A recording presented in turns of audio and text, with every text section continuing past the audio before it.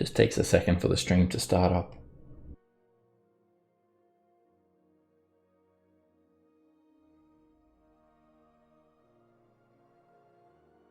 Okay, we're good. All right, last session you guys found yourselves, well, kind of stranded somewhat.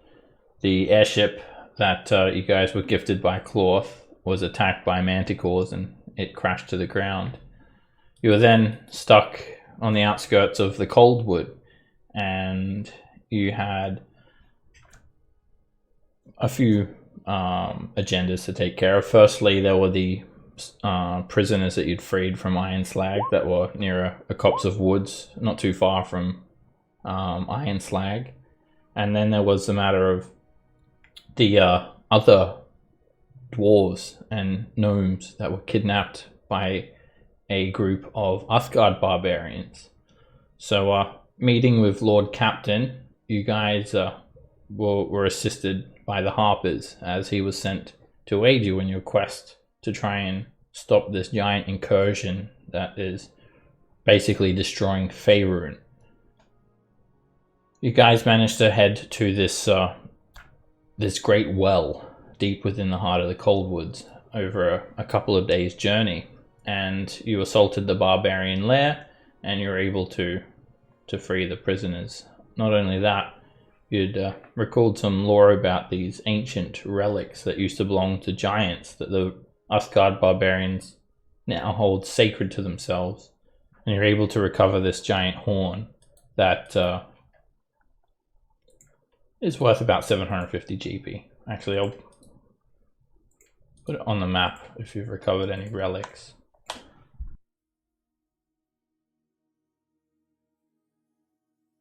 The relics themselves, well, this one didn't really seem magical.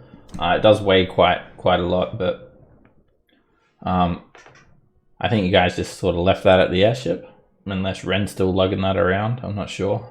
It would. No, I gave it to the dwarves to take back. Okay, so yeah, you've got a lot of prisoners kind of waiting at the airship now, and Lily also stayed with the prisoners to make sure, or the survivors from the crash pretty much, to make sure that everything was going to be safe there. I'm going to say upon discovering this these stone steps that lead up to this village on top of Iron Slag, Roderick had actually went back to report this situation to Lily and sort of swapped. They've decided to swap roles, so Lily's actually caught up to you guys now. And so yeah, you discovered like thousands of steps built into this massive circular stone spire that constitutes the mines of Iron Slag. And about halfway up, you discovered this like gaping hole in the side of the mountain, which was a cave belonging to a chimera, particularly large chimera as well.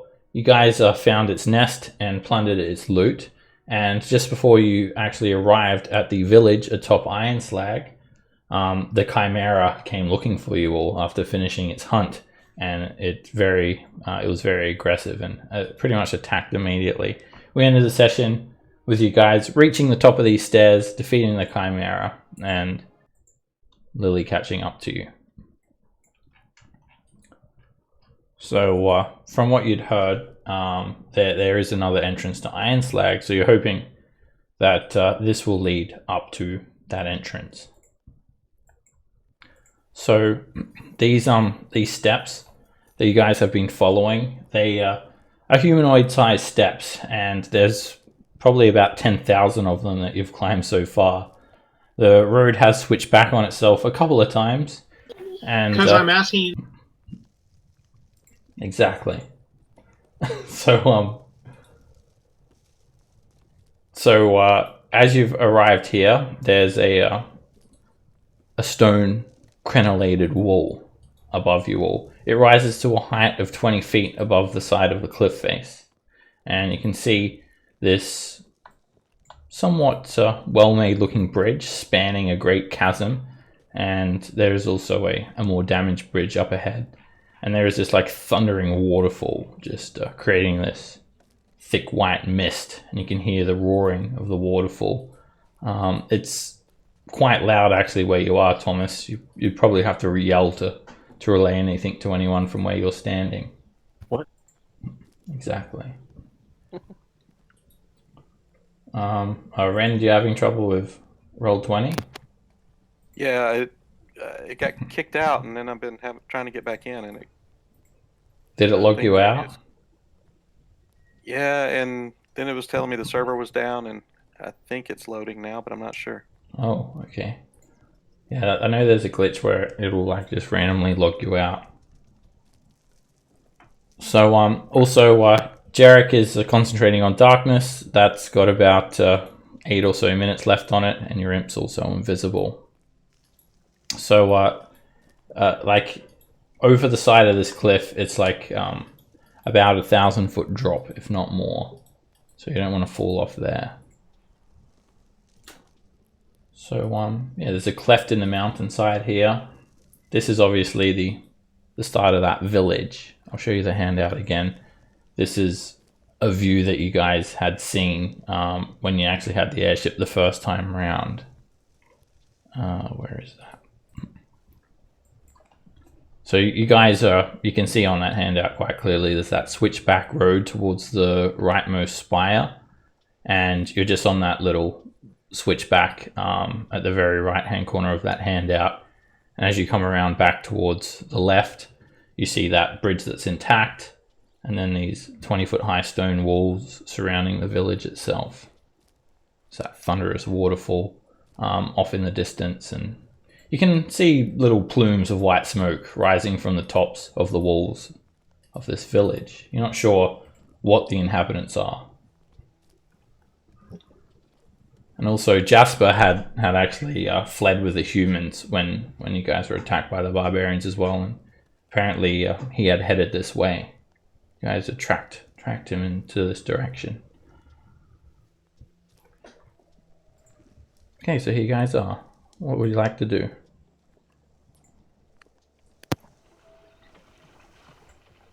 Well, I could have my imp fly up and scout the area. That might not be a bad idea. It seems like we have two ways to go here. I said 2 imps. They're duplicated. I just see one. I deleted it. There was 2 for a second there. I don't know how I got there. So these, trying to remember, you said these are like really large gates, is what you said, or like doors, or Where? up here. Yes, they're enormous stone doors, just Okay. built straight into the side of the stone wall. Same thing over here, Yep. I imagine. You can hear like this distant creaking sound of something wooden and mechanical. It's coming from the direction of the waterfall. A water wheel, maybe. Or another Conan mill wheel.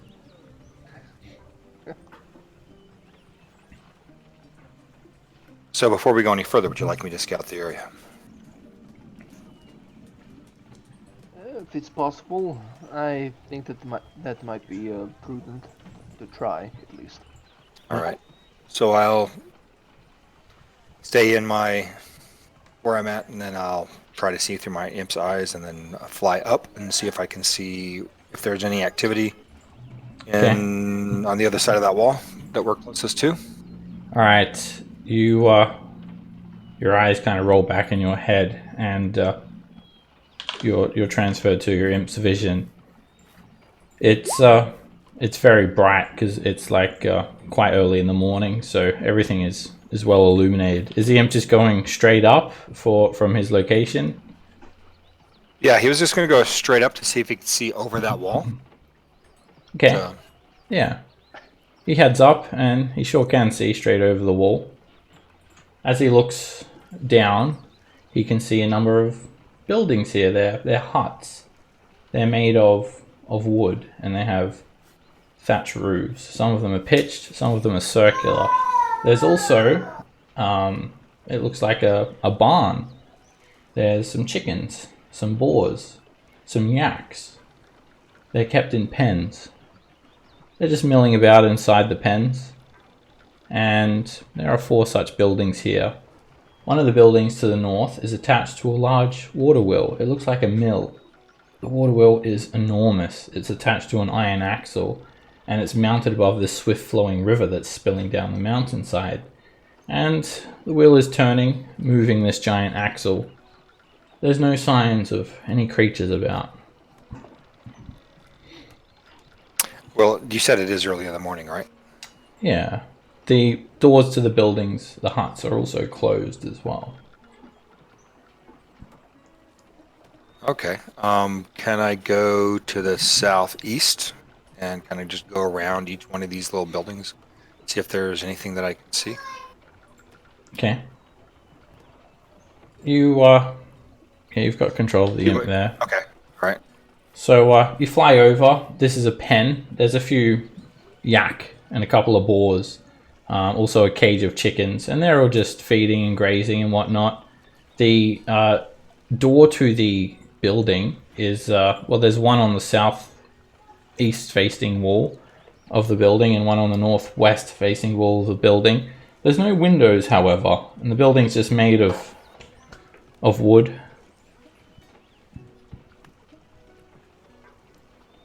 The doors are also closed. Okay. So before I would actually go down and take a look and see if there are any windows that are open or shutters that are open, I would just go around each one of these huts. Okay. He can make a stealth check as well as he's flying around. And again, it's pretty much the same thing. There's just pens and okay. Yeah. There's another... It looks like a bit of a farming village. Some more huts here. And you can see some pallets.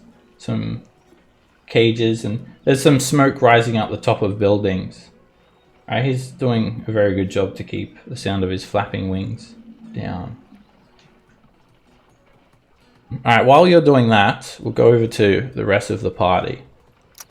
Alright, so we'll just put you on pause there, Jarek. Alright, Lily, you wanted to summon your owl? Yeah, I'll pull the owl out. Okay. Alright, Heyu appears and perches on your shoulder.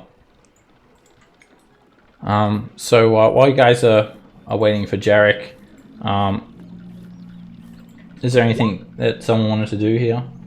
Or are you guys happy to just wait? I just said, quick, while you can't see or hear us, let's hide from him, so he'll think we ditched him.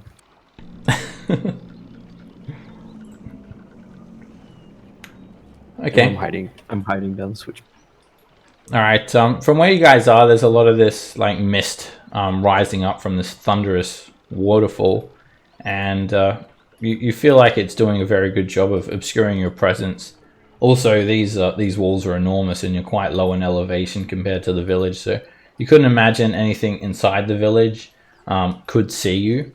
There's also no like tall towers or lookouts or anything like that, so you guys feel quite comfortable just kind of standing here for now.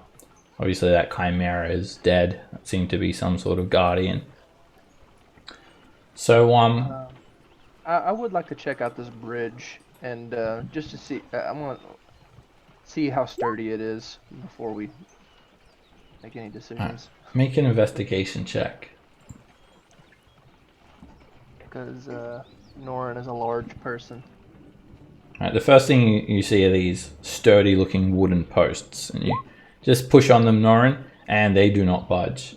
The bridge itself is made out of ropes and planks that have been lashed together, and it looks very sturdy. It looks relatively new compared to this other bridge, which is completely rotted away and is pretty much non-existent. So it looks safe. There are railings as well, rope railings.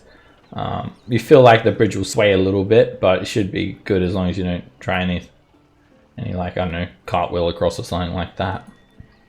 Okay. Norin would do that anyway. I don't think the antlers get in the way. Alright, suddenly, we'll go back to Jarek now. Suddenly, Jarek, the one of the doors to the hut right next to the imp opens. It's just a wooden door set on some hinges. It swings open, and this enormous beast emerges. He looks humanoid, but he's some sort of humanoid animal hybrid creature. He's about 12 feet tall, and he kind of looks like a bull. He's got black fur, or long sort of black hair, horns, and little feathers and trinkets attached to his horns. He also wears a lamellar, and he has a great sword.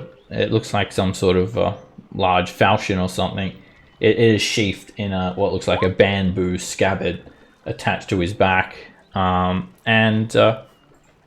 he's like a Yakfolk. Okay, kind of like a minotaur, but bigger and hairier. Yeah. Oh, literal yak.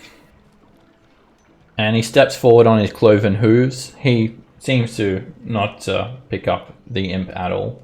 And yeah, he just goes over to the chicken cage. There's like a cage full of chickens. He opens it up and he grabs a chicken by the legs. The chicken squawks and he slams the cage shut. The chicken's rustling feathers everywhere. And then he just heads back into this small hovel and he slams the door shut behind him as well. Kind of snorting a little bit like a bovine creature. Okay. Does he? So he doesn't say anything. He's just, and there's no other noises coming from the hut that are loud. You can make a perception check.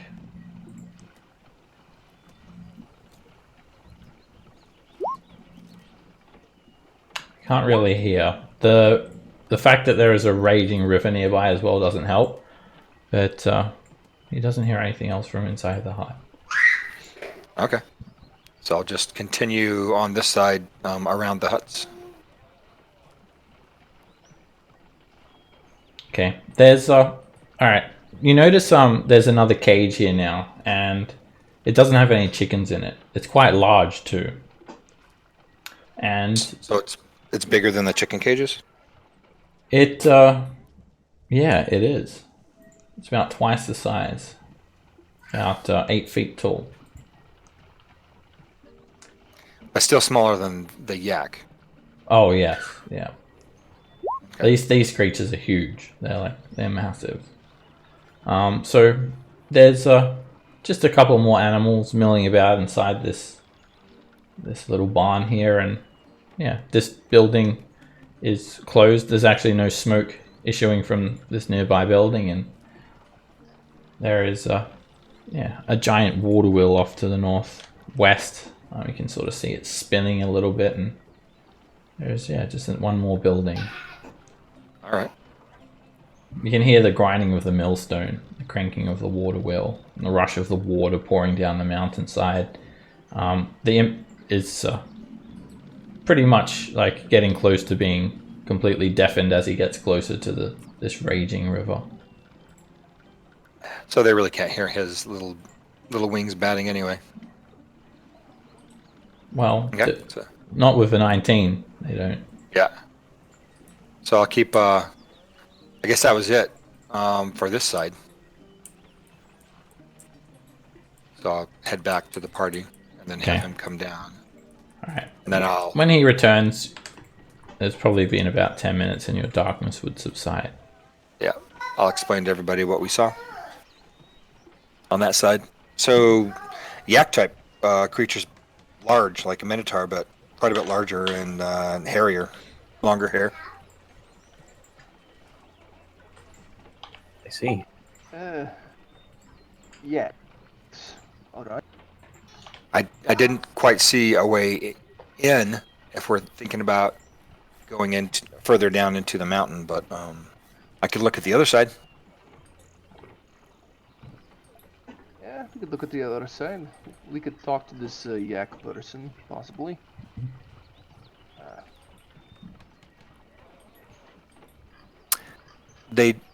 So real quick question. So remind me what happened with you guys last time you were here.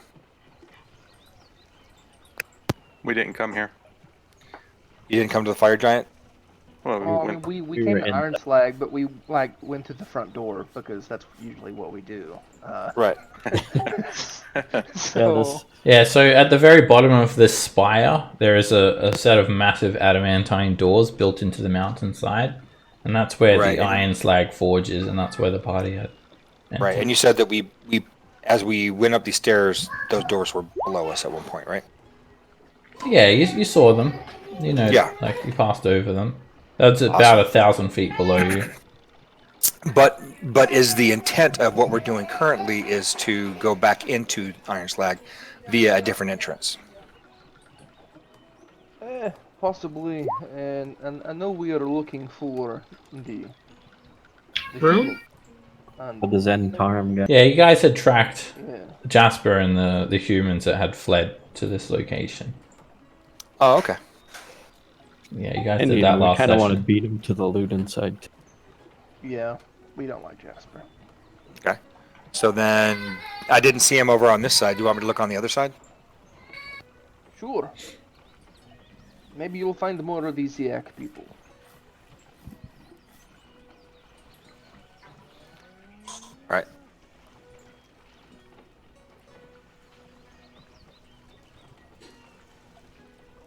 Now the imp starts fluttering forward, and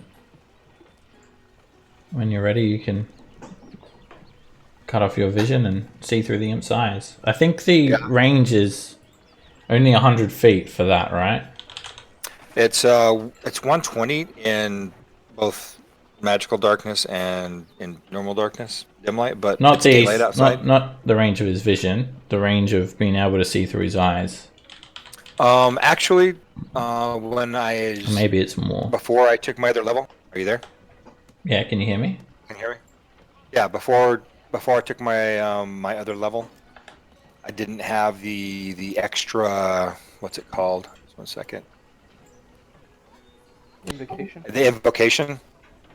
So at 5th level, I do get an extra invocation. So I took Voice of the Chainmaster. Okay, can you show me what that does? Alright, so it cuts out that limit. Alright. Okay, so you don't have a range on that then. Okay. Makes it a lot more doable. So yeah, you can communicate with them telepathically and perceive through their senses. Alright, so that's like an always-on permanent thing then. Okay, Right. alright, so in that case then you don't have to cut off your own senses. You always see through the imp's vision as well. It's like an extra set of eyes. So can I start moving them? Yeah, you can move Alright. them wherever you want. You're going over the wall there? There we go. Just over the top I'm of the gonna go- wall? I'm gonna go quite a bit higher though, like How high? 30 feet over the wall. Okay.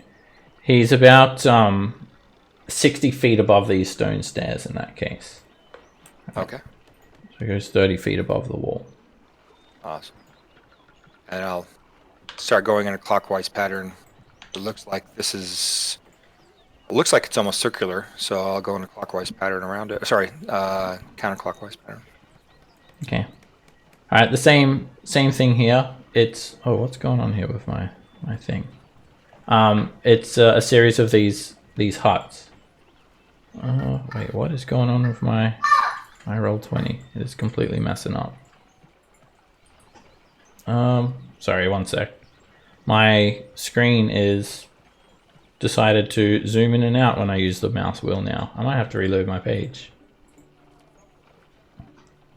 Maybe I accidentally hit a shortcut or something. Just bear with me for a sec. But yeah, it's the same sort of situation here. There's just a heap of huts. There is about a dozen or so in this large circular area, which is about 120 feet in diameter. And there is smoke coming from most of the chimneys of these huts. There's a few pens, some animals, a few chickens, some yaks, some ox, and other creatures just... Well, I have to completely close my Google Chrome. So I had to completely restart my Google Chrome just then. One thing the imp does notice straight away is some activity. There is some Yakfolk, a couple of Yakfolk to the very north, standing near a field. And in the field, there is some people farming. Some humans, a gnome, a couple of elves. They're working with hoe and scythe and they are cutting wheat. They're being supervised by the Yakfolk, by the looks of it. The Yakfolk are standing there, tall, looking down at these people. Oh yeah, my Roll20 is like completely spazzing out. Whoa. Anyone else having issues? Not yet. Okay. I couldn't get in, but then I restarted. It seemed fine. Dan's here. I am. Hi. Oh, for some reason I accidentally must have hit the shortcut to alternate between the scroll zoom and the other zoom. Let me just fix my page up. Alright, I think I fixed it now. So you see those, right? Sorry, I just like had to reload my page and stuff. So yeah, they're farming over here. Yep, I just see that. Oh, now it's So, just messing up again. Are those people we would normally be looking for? Do they look familiar? They're quite far away, so make a perception check. You can't really discern their features from this distance with a casual glance. You have to take a moment to take a closer look.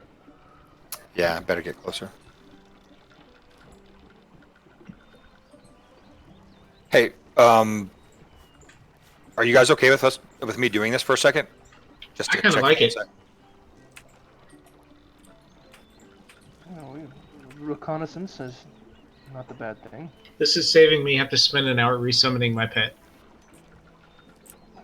Did your pet die? Every time. Hey, you died? Alright, the imp can make another stealth check. Now, as he does get closer, yeah, he's having trouble making out discernible features. He's doing a good job of remaining quiet though. What's his passive perception? It's 11. 11. Okay. So there is seems to be 4 halflings and 2 humans. You don't recognize any of them, but they look kind of disheveled. They do not seem very enthusiastic with the way they are farming here. So there's like a sloping mountainside, several tiers of this tilled earth. There's like it looks like some barley, some wheat, some corn, some vegetables, and some flowers. And yeah, the people are using plows and whatnot. They're harvesting some of these crops. And one of the Yakfolk is just smoking this wooden pipe. And he's just looking over the people, and the other one's just standing there. He has his greatsword drawn, but he has it stabbed into the ground. And the people are very slowly harvesting these crops. So as if similar to a chain gang during our time, right? Like, have weapon out, but not actively pointing it at someone, but It looks there like he's to just let kind them of know. lazily, like very lackadaisically leaning on it. Do any of the workers have weapons on them? Doesn't have it brandished. No, they're just wearing light clothing. Their clothes kind of look a bit dirty, a bit rugged, and yeah, they're just using some tools to harvest these vegetables. They're Okay. cutting them, putting them in crates, and there's smoke issuing forth from many other buildings, but no other creatures are sort of walking around the streets of this little village. Okay. I guess I'll continue my scoping out from going clockwise around this village high up in the air. Okay, there's yeah, some more different buildings. Looks like maybe a dairy, some goats, some looks like a big barrel maybe full of curd, some more crop fields, and some other huts.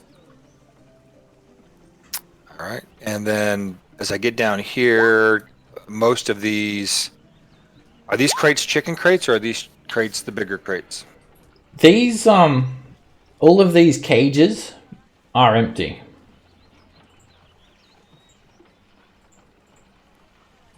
And they're Are all they large. They're all large. The larger kind. Okay. And you can sort of smell like it smells like there's like some baked bread, like aroma in the air. Oh, nice.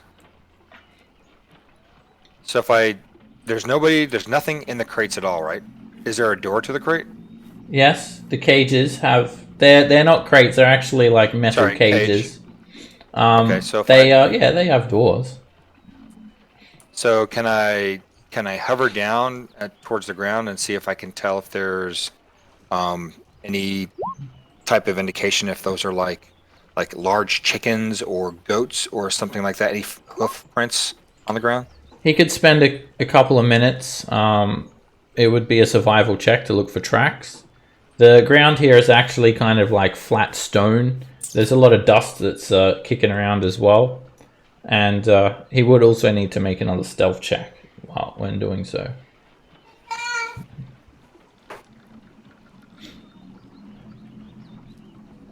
And it'll be a survival check, so that's like wisdom. Okay, he's doing good of betraying his presence, or his lack of presence. And there's something a little bit worrying that the imp finds. There's no like chicken claw mark footprints like going to and fro these cages. Only humanoid footprints going to and from the cages, with one or two of these Yakfolk prints as well. So like these are, I'm going to get that information and I'll fly back over to the group and relay that information to them as well. Oop! Did you move me? Yep. Awesome. You won't be able to go through the dynamic lighting anyway like this. I just moved you. Yeah, no, it's all. Ooh. Is that? Yep, I'm a little high up, so I can't read it. So we'll come back here, and I'm gonna get with the group and kind of explain to them on both sides what I've seen, and just ask them because I haven't been here before, and I'll describe the condition of the people that I saw up in the field. Do they sound like they're in the similar condition as some of the prisoners that you released from down under before? What you described, it sound like slaves. Like, these guys are living this close to the giants. They must pay them tribute with something. Maybe slaves. Okay. I don't know. And as I look closer at the large bridge that is no longer there, it is large enough to where I believe probably this was used by giants at some point, maybe. I know these doors look like they could accommodate giants, don't they? Yeah. Easily. They're very wide. They're like 20 feet wide. 20 feet tall. Or close to 20 feet tall.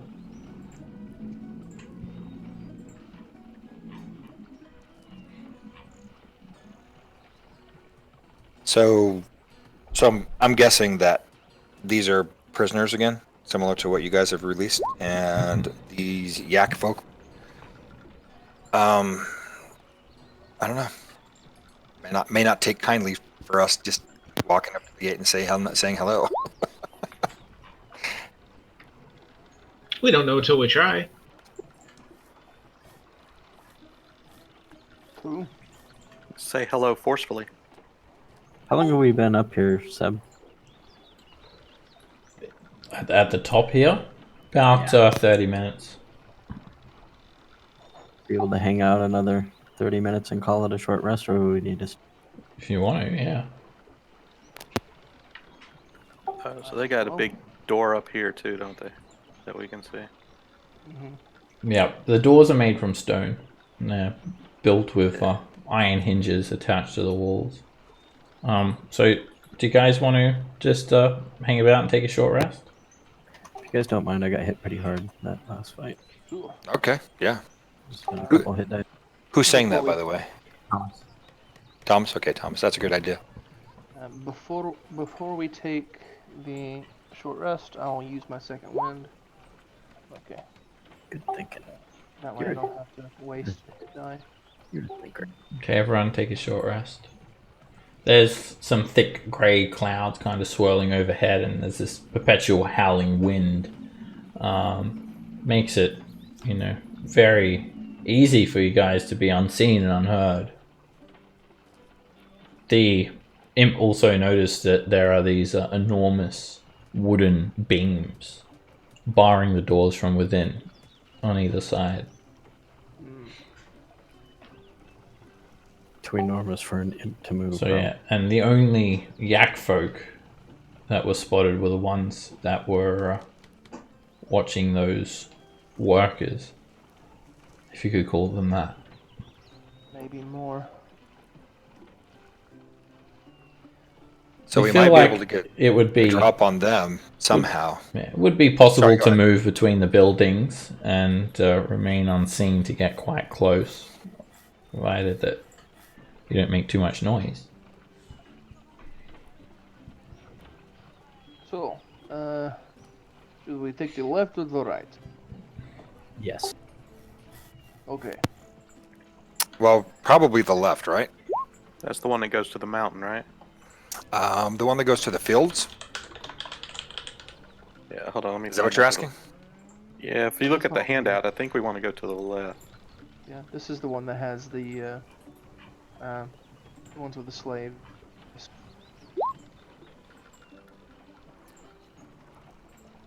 Is that what we're doing? Going to rescue the slave?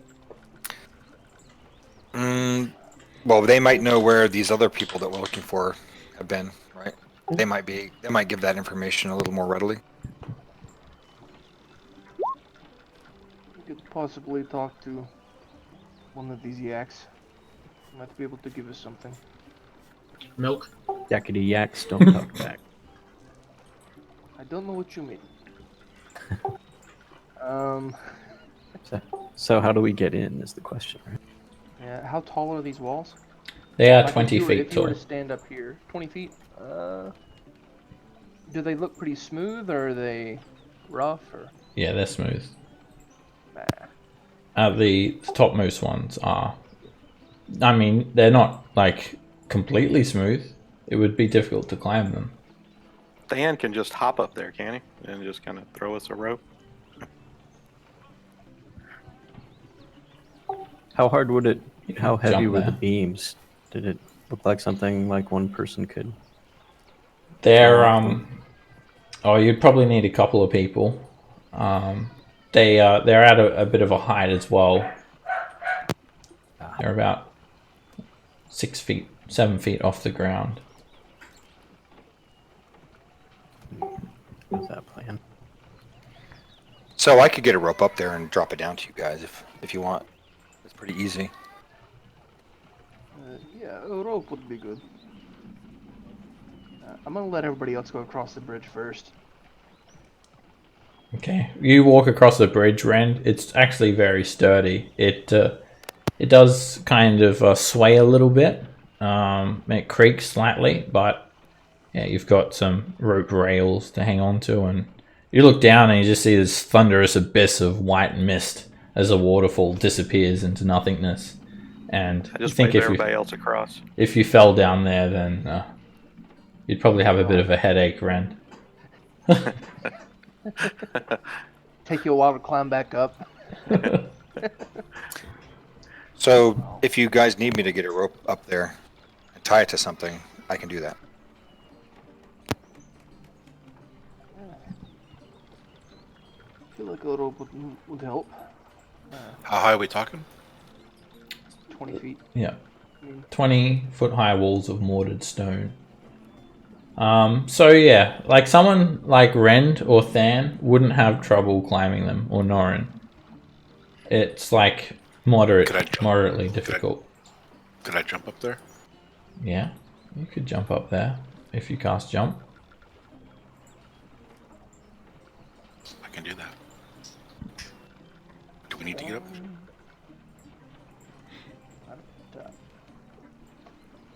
I don't know. Are we going to be trying to hide from them, or otherwise do we just bang on the front door and see if they let us in? We can do the direct approach. How's the direct approach worked for you guys so far? Pretty good. I think we're. You know what? We're, Everyone's still alive. as long as you roll a natural 20 on your death save, you're good. Just Hop remember up and to do run. that. We're golden. That's how we've survived so far.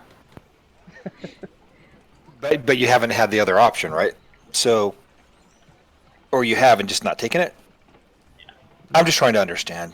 I haven't been traveling with you guys. I'm just making sure that, sometimes I just we think have if we a hard climb time. over their wall, that'll be seen as aggressive.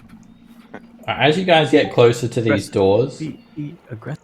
you see that they are not actually made of stone. If only Roderick was here. They've been mortared though, so they have the appearance that they are. They're made of some sort of thick oak.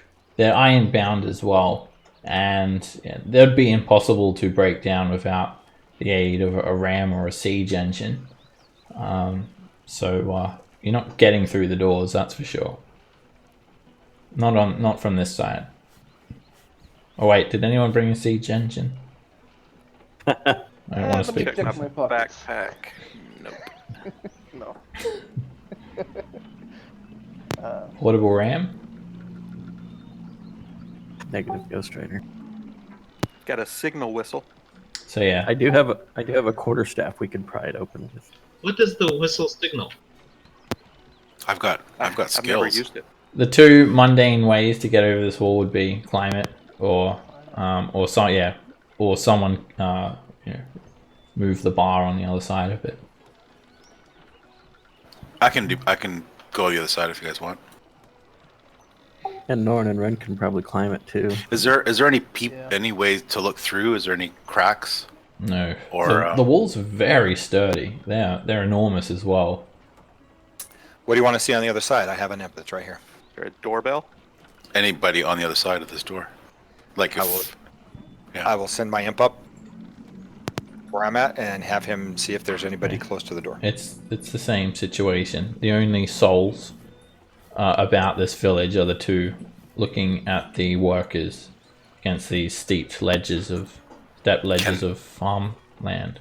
Right, and can you see the mechanism that's locking these doors or holding Yeah, these doors? yes, it's the bar that goes across. Big old Actually, wooden log. the signal whistle that I just mentioned, I just start blowing it. All right, prepare to roll some natural 20s. What is it? Just a whistle? Yeah, it just, I don't know, it's on my sheet. It just says signal whistle. All right, the whistle is just like you guys cannot even barely hear each other from where you're standing. This waterfall is just like Waterfall. it is just Sorry, extremely loud. Where's that So- whistle coming from? Who's blowing that whistle? Rend. Rand. Did you say that there was anyone on the other side of the door? There is not anybody on the other side of the door. They are more northwest, probably from memory about 80 feet at least on the other side of some buildings that block my view at least to one of the Yakfolk. Yeah, All right, Than, do we want- you would need to move stealthily because you'd be seen if you just sort of stood on top of the wall and waved your hands around. Okay. So that requires stealth. All right. Well, good luck, guys. Does that mean Than's no longer going to jump? I mean, Than is no Norn- longer a candidate for Norn this is- job. Norn is just gonna start climbing the walls and expect that at least one person will follow. All right, make an athletic okay, check. No, hold on. Narin, sorry. If no one goes up, I'll jump. I'll bonus action. All right, yeah, Yes, sure. you get up, no problem whatsoever, Norhorn. It's just like climbing the rungs of a ladder. And Than, you're casting bonus action jump on yourself. Yeah. I Okay. wanted to immediately go down the others. And Yep. I'll jump up. Before you guys Narn go was. any further, let's see if anyone else is coming. Anyone else going over? Yeah, Rend will go ahead and climb up with him. Yeah, Thomas will try. All right. Whoever wants to always trying, climb, make an athletics check. All right, Rend, you are Oh, snap. having no luck. You're trying to just put your foot into a foothold and grab onto a handhold and lift yourself up, but you're not having any luck. Does Norin try to help me up once he gets up top? From Well, I mean, it's 20 feet up. unless he's a Stretch Armstrong, he's not going to have any He's luck. gonna have to drop a rope for anybody else to was get help. All right, before we go any further, though, at the same time as Norin and Than climbing up, is anyone else trying to attempt to climb up? Thomas tried to. Yeah, Thomas, you just Yes, like I that's don't not even gonna know what cut you're it. doing. You're just It's too wet from the waterfall. Spray. all right. So what? Norin and Than, make me stealth checks. At disadvantage, both of you. That's That's actually a really good roll for Norn. Than, Norin, you guys climb to the top of this wall, and you can see most of the Yakfolk village. And Norin, you're doing a good job to kind of stay low and stop the rustling of your armor. You've got your antlers down. Than, you on the other hand, as you're climbing, your shield hits or as you're jumping. When you land, your shield slams up against your armor and like right against your breastplate or whatever you're wearing. And it almost sounds like a gong. And the second that happens, you hear a snort.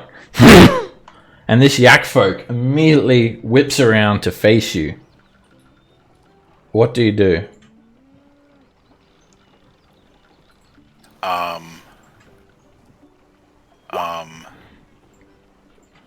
I wave. He moos like really loudly.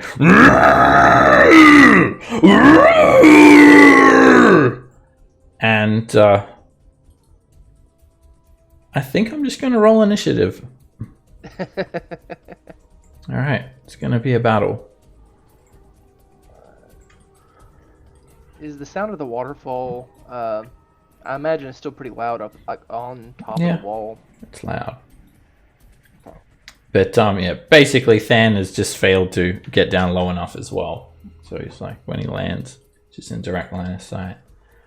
Alright, this Yakfolk, he just starts sprinting towards a hut in the middle of the village. He's dashing. Thomas. I think I'm gonna double check the consequences of something here.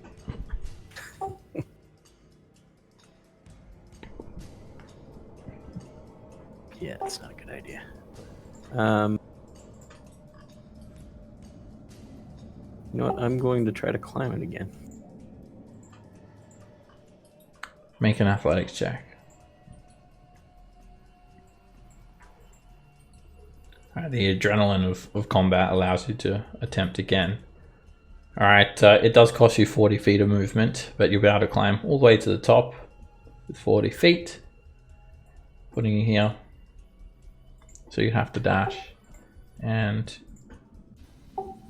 Can I start climbing down? I have what?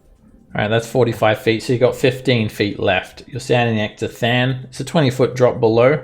You could make another athletics check to attempt to climb down. You'd get down like 7.5 feet. I think they heard you, Thomas. They're coming. Thomas just gave it all away. Alright, Thomas, you attempt to climb down and a bit of rock gives way underfoot and you end up just falling the full 20 feet. As you fall backwards, you just land and you kind of land on a soft bed of hay, taking 2 bludgeoning damage, landing prone, and you're just sort of facing towards the wall at this stage. So you've actually still got 15 feet of movement left if you wanted to stand up, or you could crawl one space. Okay. Yeah, no. Dust yourself off. Stand back up, and you can just see like one of these large rustic-looking huts to the west of you, another one to the south, and when you look to the northwest, you can see these workers and Yakfolk. Say hi, Than. Hey, Then, you were very loud. I was loud. Yeah, they're all coming now. Way to go. I'm gonna jump down and Hodor. okay, jump down using 20 feet of movement, and you land without damaging yourself. Okay. You're right next to the doors now. I'm gonna open that door up. Alright, it's going to require a feat of strength from you, Than. Make an athletics check. And it will take your action due to the size of this wooden beam that you're trying to lift. You manage to grab it, Than, and just lift it with your bare hands and roll it off the side, and it slams down onto the ground. The next, you can actually push the doors open as well if you want.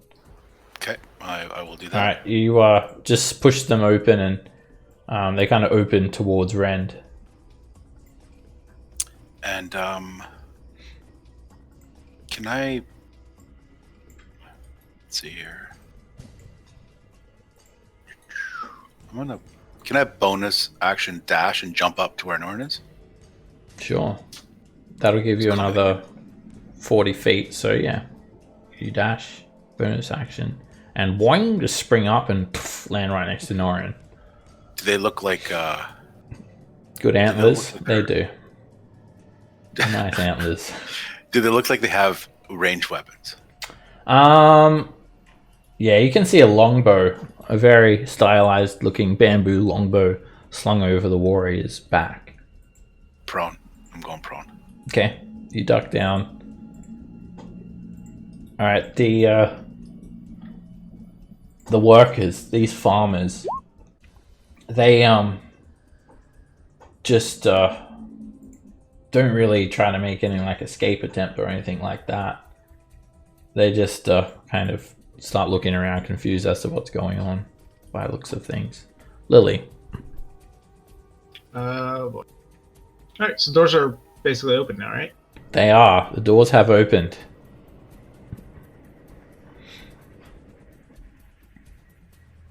Oh, damn. There's nobody anywhere near. Okay. Let's see. I'll just continue over to here. I don't have the range to hit anything. I guess we'll just go prone. We'll wait for things to get a bit closer. Okay, you sort of duck down near the door. You're prone. Rend. Alright. I'm just gonna come in here. Right around in there. And I'm just gonna wave to him. Alright, one of them just snorts and tilts his head towards you. And he still seems intent on heading to this central hut.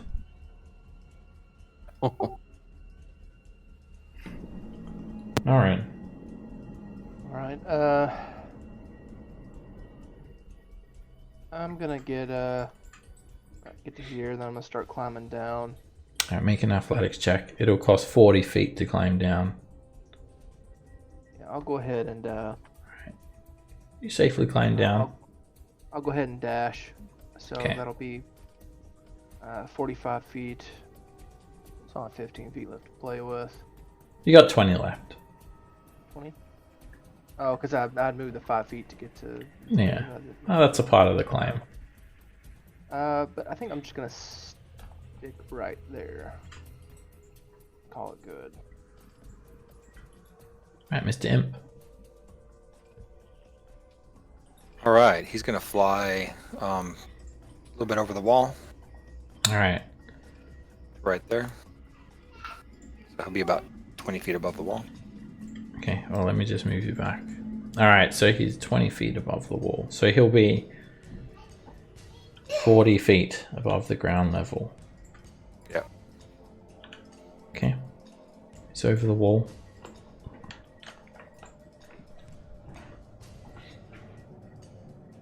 Jarek.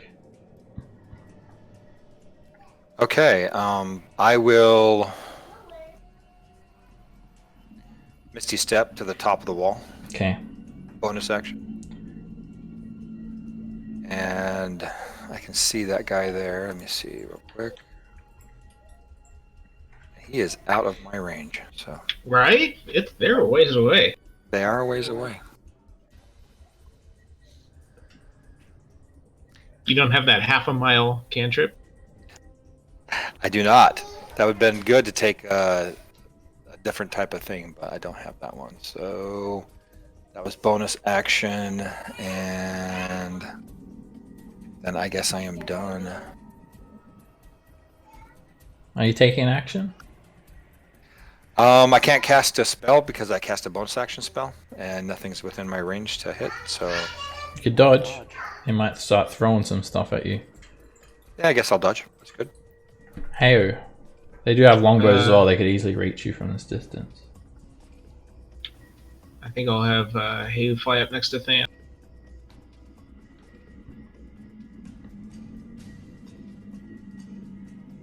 Okay. All right. You just hear a blood-curdling scream. Ah! No! No! No! Okay. So he's killing the prisoners. This Yakfolk is going to take the dash action. He runs around to the broad side of this barn. Bet he can't hit it. And he disappears from view. He seems to head into this hut. Let me just fix that up. Burn it down. Burn it all down. Thomas. We have just Oh the my. person for that. Yeah. Sorry, David, could you go and push the talk, please? Thank you. Alright, so yeah, it sounds like prisoners are being slain over at the fields to the northwest. Strange. Can't. I wonder why they would do Whoa, I just shot forward. I'm holding my token, that's not good. Thomas hits a wild magic surge and bravely sacrifices himself. So I'll move you back. Where were you? You're down here.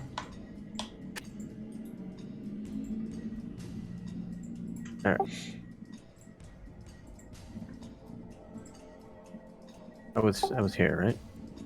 Yeah.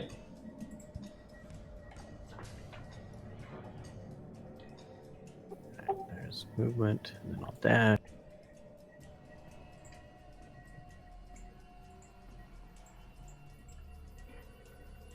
And lead the charge in my mage armor. 'Cause that's how Since when? This is a new Thomas.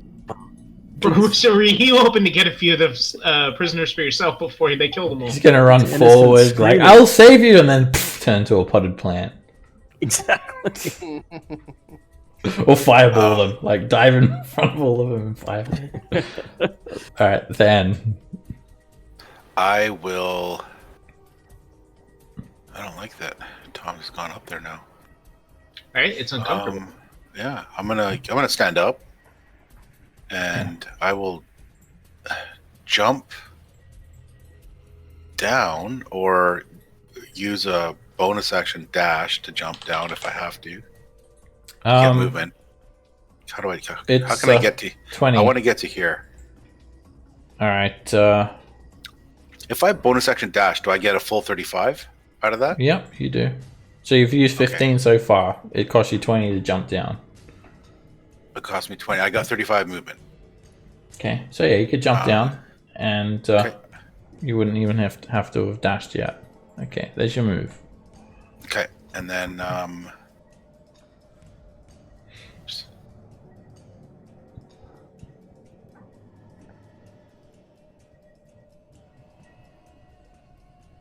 gonna go there, bonus action dash, and I will.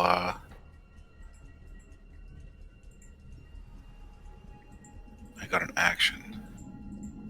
I'm going to cast Bless on Thomas, Rend, and Norin. Thank you, sir. And then I'll go prone. Thank you. Okay, you duck down, put your shield up. Alright, these people start screaming and they just start sprinting away. Help us! Help us!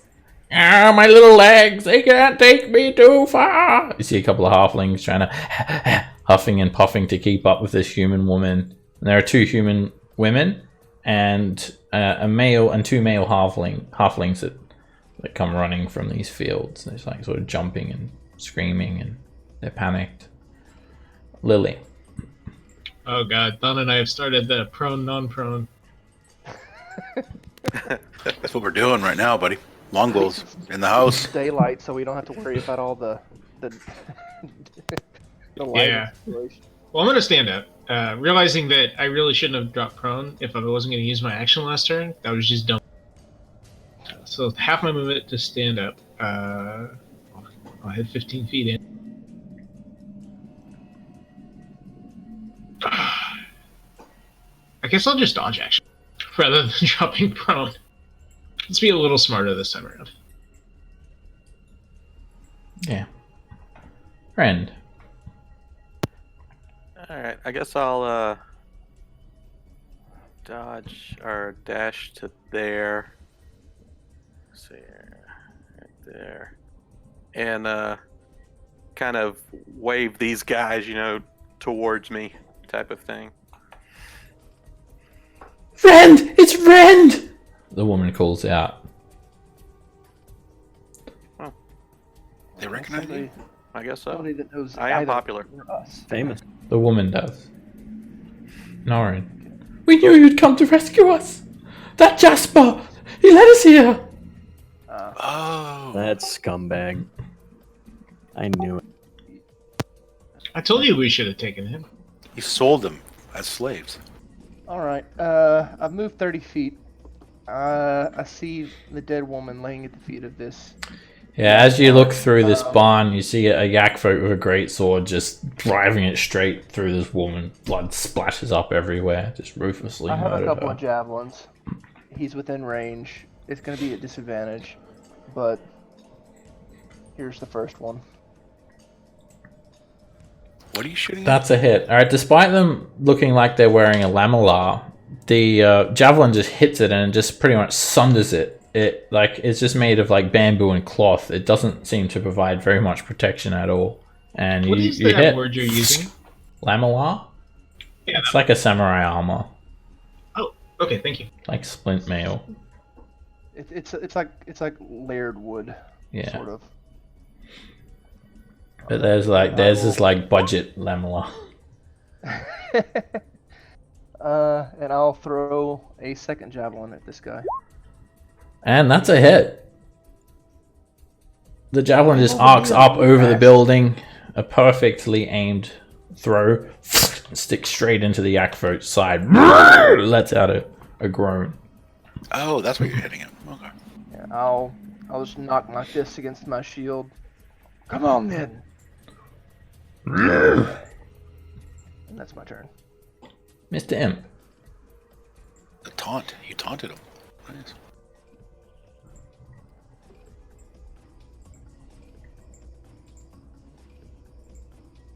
Can you hear me now? I can hear you, yeah. Okay, there we go.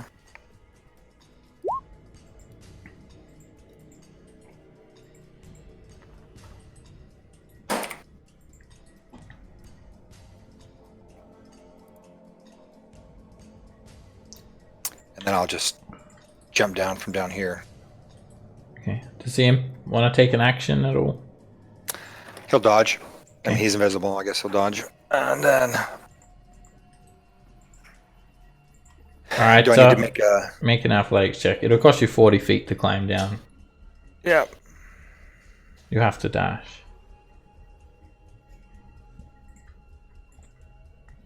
You managed to climb down safely using the handholds and footholds. Using a dash action, so you have 20 feet left.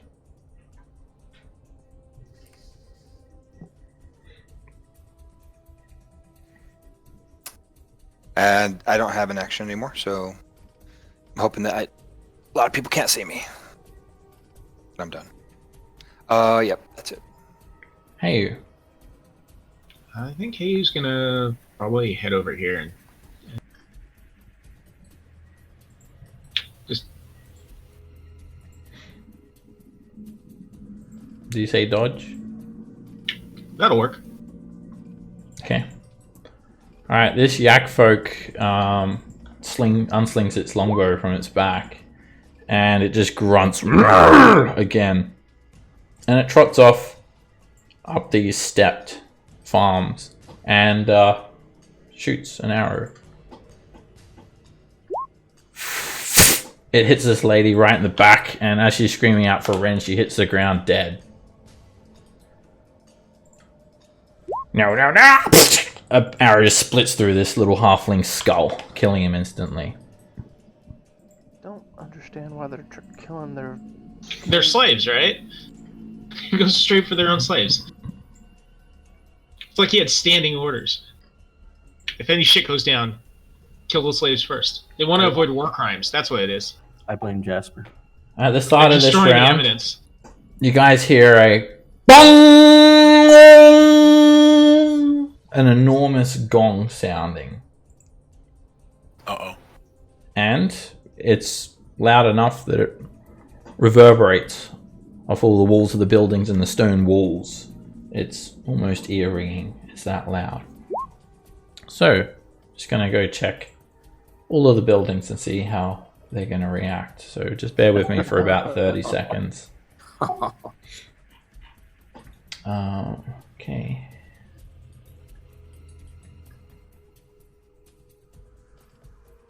Okay. Just gonna be rolling some initiative.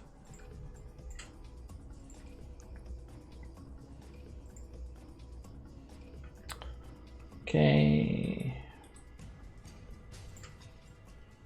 Some more initiative. And some more initiative.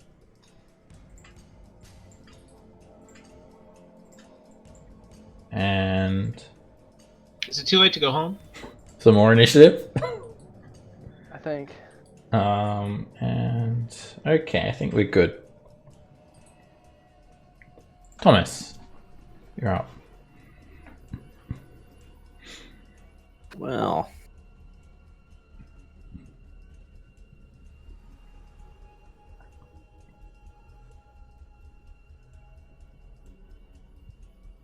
I'm gonna move up here. And I'm gonna twin this again so he can go all reckless without being Oh, too nice. much. Alright, you slap your hand on Ren's back and let's get this show started, Thomas. Roll on the Wild Magic Surge table. You know it was coming. Oh wow! Alright, so when you when you touch Ren, you like to you, Thomas, it's like something went wrong. Your spell has failed because he's still visible. Like, look at my hand, shake it, and try touching him again. Said, damn, sorry, And bud. you You somehow didn't even see yourself. Said, sorry, bud. And 6 dragons.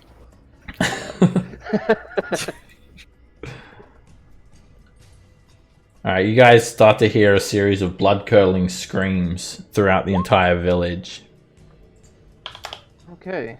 Well, And just gonna... Was this Okay. a rescue me ask. attempt? I guess so. You said this was really noisy out here, the waterfall. Yeah, it's pretty noisy. So would it have covered up the sound from anybody like over on the far side hearing it? From the only one that's really hearing that waterfall at the moment is you, Lily. It's not really that loud where everyone else is standing. It's not very loud over here where Heyu is. But yeah, all the blood-curdling screams are coming from all the buildings. Like pretty much just about every single building here. Than.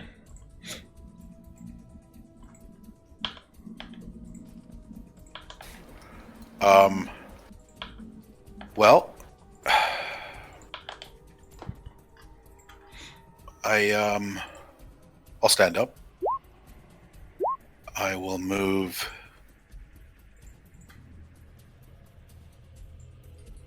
20 feet in this direction. How far away am I here?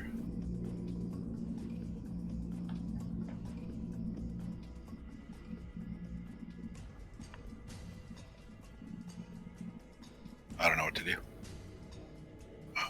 That's how I feel all the time. When in doubt, kill something. I was I was thinking about trying to save some of the passengers, but or you know what I mean, the slaves, I can try to Passengers save them. on the train of death. Yeah, it seems like they are on the train of death here. I'm going to move towards them. I'm going to bonus action dash another 35 feet, I guess. Oops.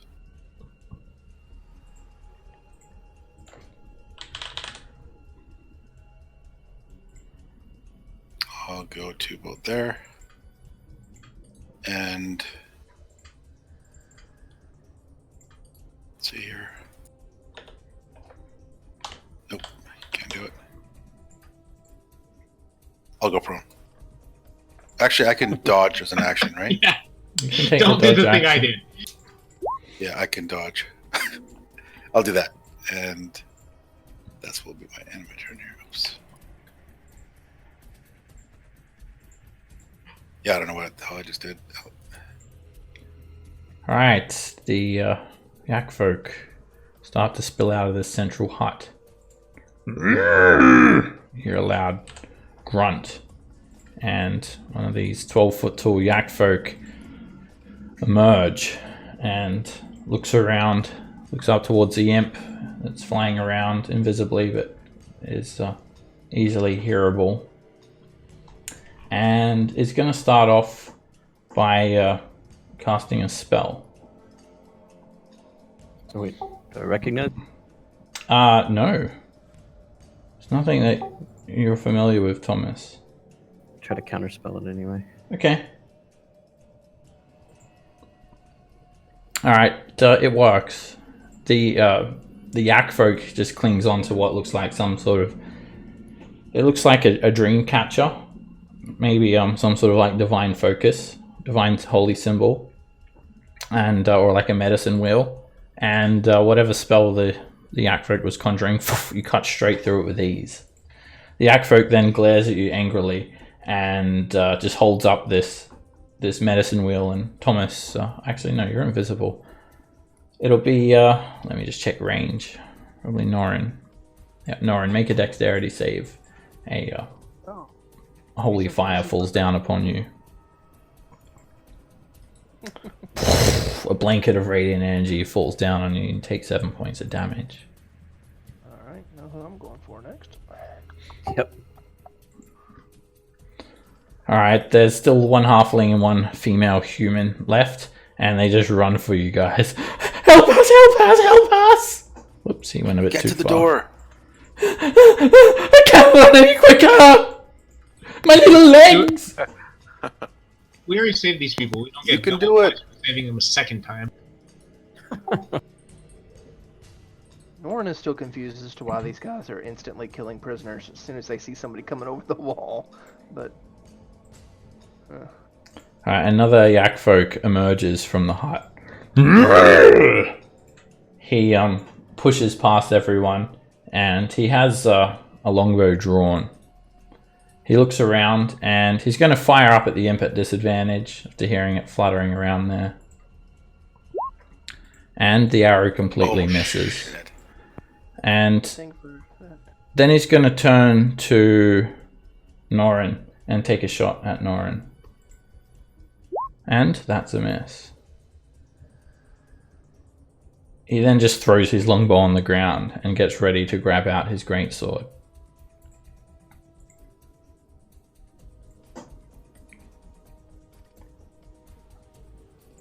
Another Yakfolk emerges from within the hut. You can kind of see it.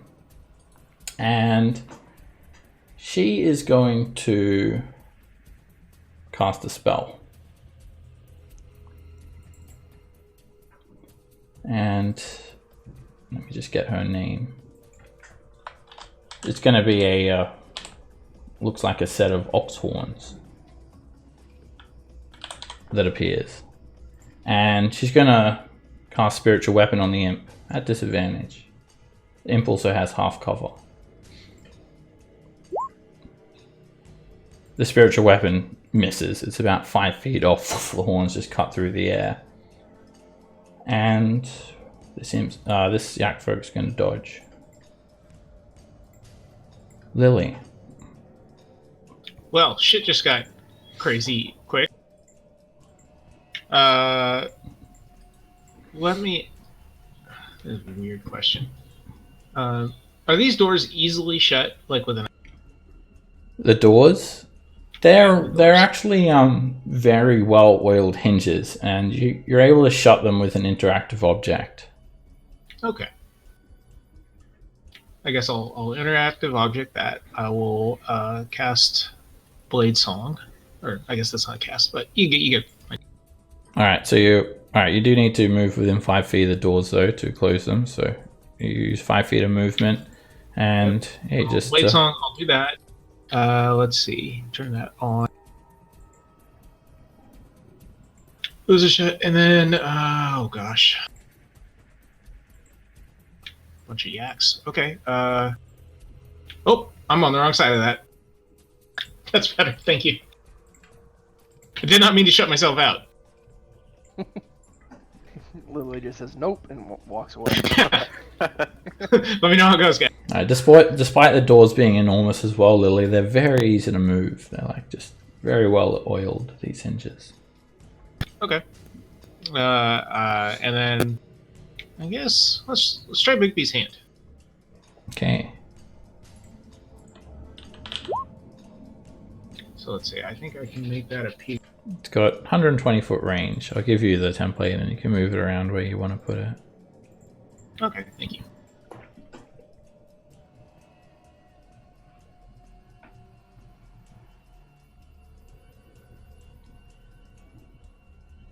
Let's see if that's measure this out. That's that's it. That's the one concentrating, right? Concentrating? I don't think there's anybody concentrating on Yeah. anything at the moment. Oh, I just saw the spiritual weapon and thought it was a spell. I think that was the one behind him, the girl, the female, or whatever. It doesn't require concentration, anyways. No, that's not a concentration spell. Well, I'm not a priest. I don't know these things. We'll take a shot, or we'll try to slap this guy.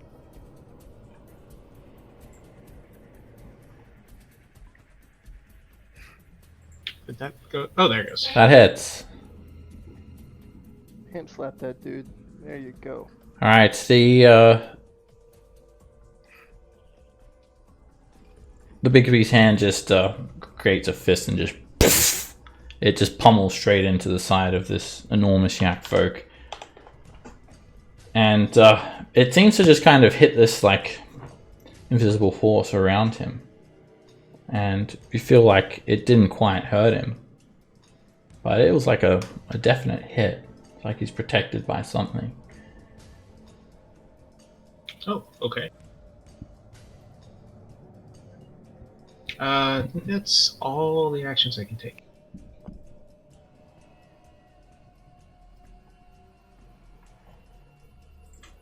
Rend. Sorry, I seem to be lagging a bit. I click things and it takes a while for them to show up. Alright, seeing that there is somebody I can unleash anger onto, I will rage. And then gonna run up here. That's 35. Since I'm invisible, I'm just gonna Great Weapon Master this guy. Alright, you have advantage. I don't seem to be able to detect you. That's a hit. Alright, you just slash the axe straight through the lamellar. Bits of splintered bamboo and blood and fur just explode outwards. And the Yakfolk lets out a very loud grunt. That hurt. Do that. I think Do these that two one more turns are time. moving. That's a hit. And you just drive the axe straight into the Yakfolk's neck, and the Yakfolk drops to the ground dead. Oh, apparently both of them do. Awesome. That's It's called that's Cleave. out. That's Yeah, that's my how favorite awesome I kind of attack. Yep. and then I'm use my They last all died. foot, and I'm just gonna step back one. But that Greater Weapon Master, if you actually kill something, you get that bonus action attack. But I already my bonus was the rage. Oh, there you go. Alright, the prisoners. Run, Forrest, run! Yeah. They're just gonna keep on sprinting. Is that the same lot of prisoners? No, these are different I think ones. you have like 6 different loads of prisoners. Yep. This one is actually inside the central hut. She's a gnome, and she just disengages, and she tries to run out of the hut. And You haven't fireballed anything.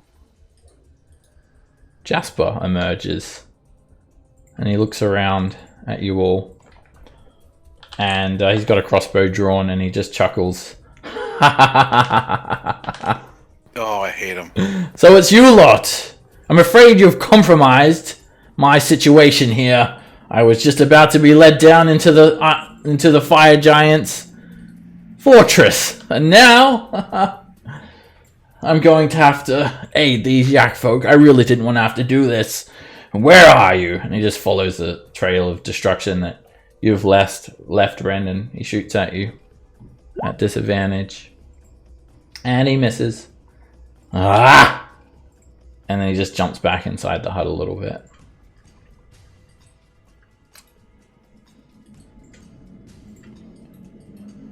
Okay, where are we at? It's Norin's turn. Let's see. 30 feet. Man, I wish I had more movement. And I think I don't have. And it's just out of range for the spears. Well, I mean, it's not, but it is.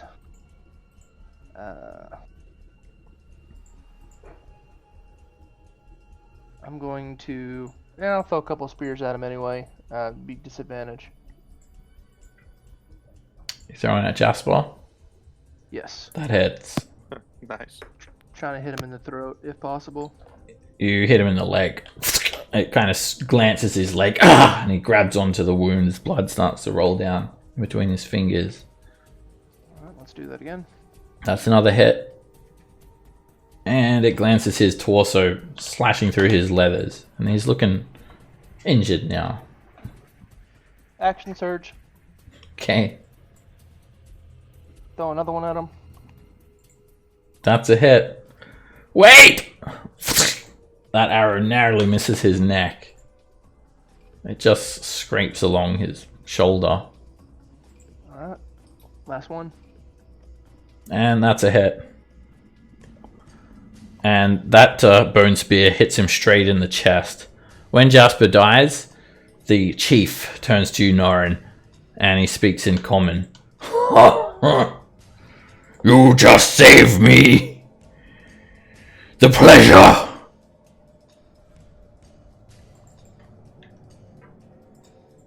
Well, I can't say that you're welcome. You're just killing innocent people for no reason. Ha! Kill all the slaves! Don't give them the satisfaction either. Kill every last one of them! He yells out. And then kill them! You might want to try taking care of us first. We'll probably kill all of your people first. I have spoken. Oh, Which one's speaking? The chief, this guy of Does he sound like Nick Nolte? That'll be my turn. Okay. I just wanted to kill Jasper. Imp. Mission accomplished. Abort. You will move. We need to get Norin a banner. He's currently 40 feet above the ground.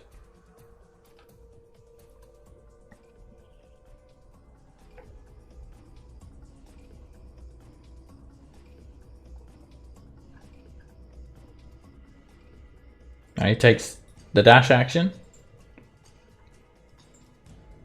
Yes, he does. Okay. And he's staying 40 feet above the ground? Correct. Okay. Alright, people start spilling out of this hut. They're kind of like disengaging and running out of the central hut. You can see there's a few prisoners inside there. And other things are happening in other locations as well.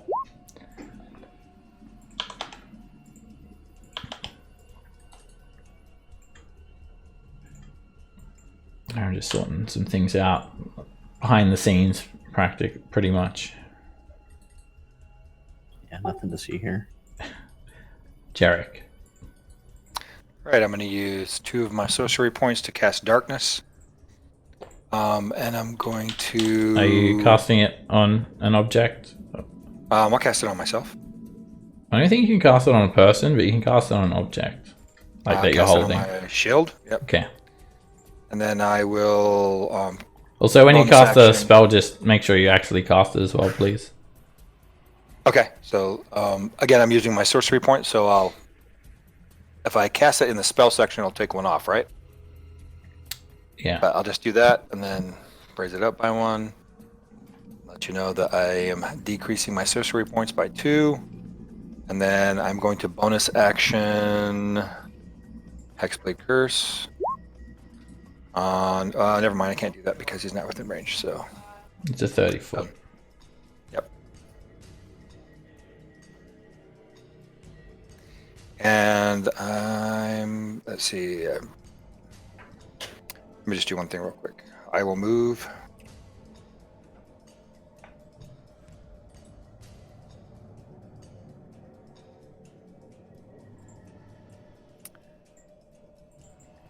Hey, you. Okay, I think I'll have Heyu fly up to the top of the wall up here, Okay. and just ask if she sees anything coming.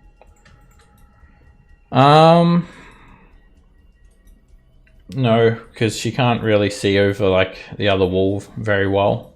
Like these Yakfolk are only half the size of the wall, so if there are some, I'm just talking about on the pathway. There. Oh Where no, we there's came in no, from. no, there's no one there. It's empty. Oh, okay. Yeah, she'll just dodge action up there. Okay.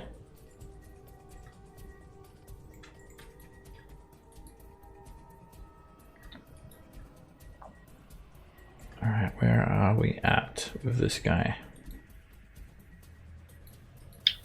I believe he was slaying slaves.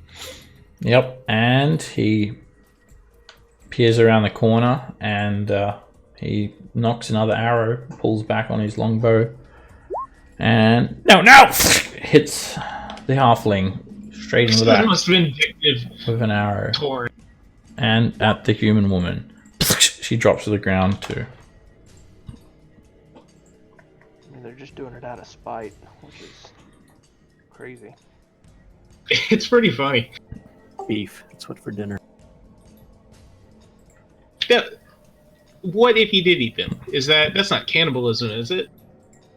But it's not quite the same as eating a cow. Like, there's definitely a gray area, right?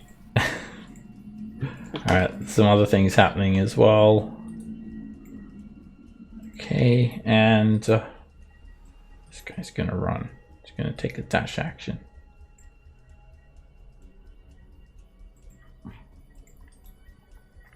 This Yakfolk warrior takes a dash action. He has a great sword drawn and he runs at Norin. Thomas. Gosh. Coming from so many directions.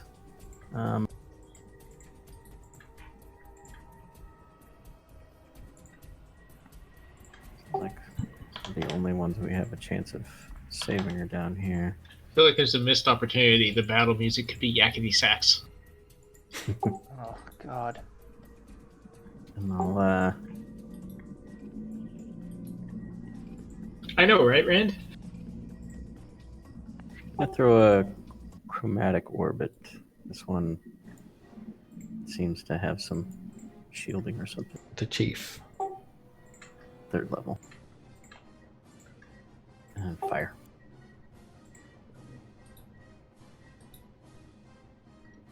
Oh, my Wow. Snake eyes. I don't even know what happens then, Thomas. You like drop the material component on the ground, like you juggle it around a little bit, and you end up just spending the turn fumbling around trying to pick it back up. I think all my spells are broken. The invisible obviously didn't. Yeah.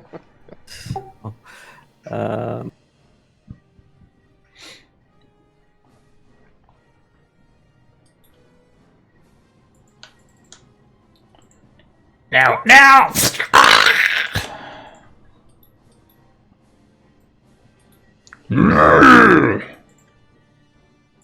Then.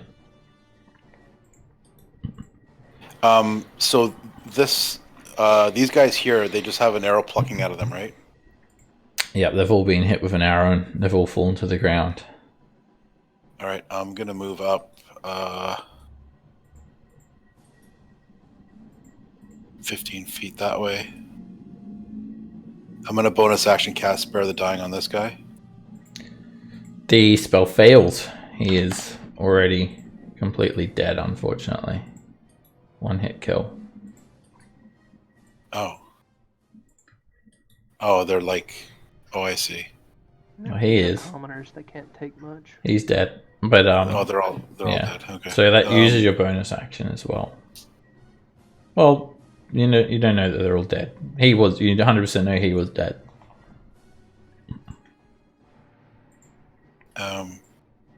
Do any of them look mostly dead?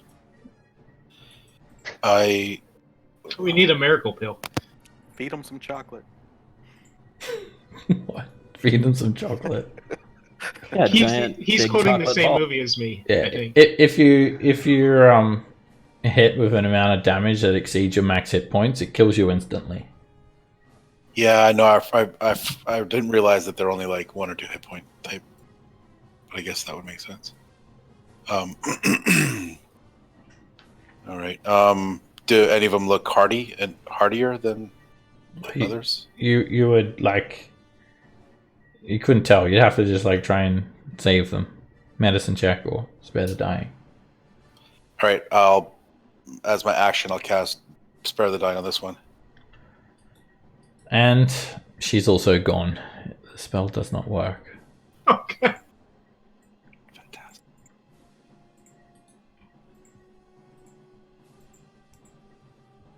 And I will move down to there and...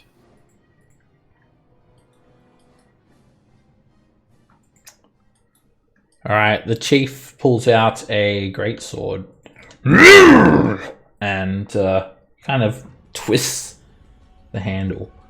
Flames erupt from the greatsword. Oh, really?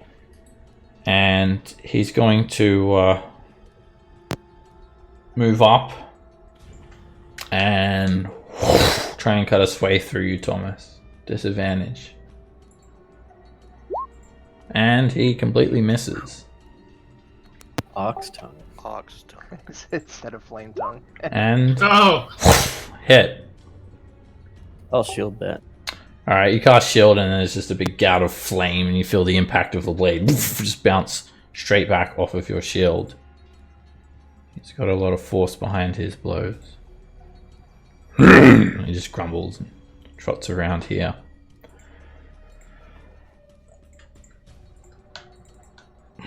Let's take a look here. This Yakfolk emerges from the hut and has one of these dream catchers, medicine wheels in its hand, and holds it up to you, Lily, as it begins to cast a spell. okay. Well, I guess that's what I have it for. Let's counter. It's definitely directing the spell at you. You cast counter spell and you start to try to put a knot in the arcane weave. Make a intelligence check. It is higher than 3rd level. Ouch. Oh, good. Well, let's screw this. Oh. I'm okay with it. The feathers on the medicine wheel start to move like the wind, and the patterns of lace start to glow. And you need to make a charisma saving throw. Okay. Uh-oh. You resist the banishment. Yeah, that's trying to banish me. I don't know. I see banishment as kind of like a semi-win. I try to banish myself every fight with Blink. I just am bad at it.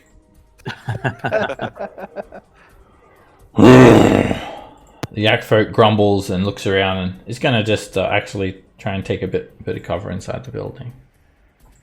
Take out the spellcaster. Lily. Yeah. Let's see. So I got to ask because I'm not sure about Big B's hand. It says it does not take up the space it's in. That means like people can walk through it, right? Exactly. Okay. I was just curious. And like they could even stop in it, and it doesn't really affect the hand or them, right? Yeah. It is like only sheathed in force in that exact moment when you use it to do something. Other than that, it's kind of like, I guess it's spectral, I guess. Okay. In a Yeah, sense. it's kind of weird, so I wasn't sure how that really. So, you could flavor it however you want. You could say that it kind of like phases in and out. Okay. I think I'll help Norn out. I'll send it flying in this direction and just punch this dude in the face as it goes. Crit. Oh shit! Yeah. It comes around and just Nice. reels back and poof! It snaps one of his horns and blood starts gushing down his nose. And the Yakfolk is just screaming. And it looks very badly hurt from that crit. And then I will.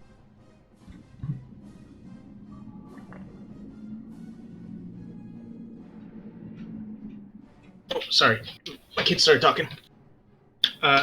Then I'll just use my action to, I think, try to follow that same guy. Alright. Team that up with a Toll of the Dead.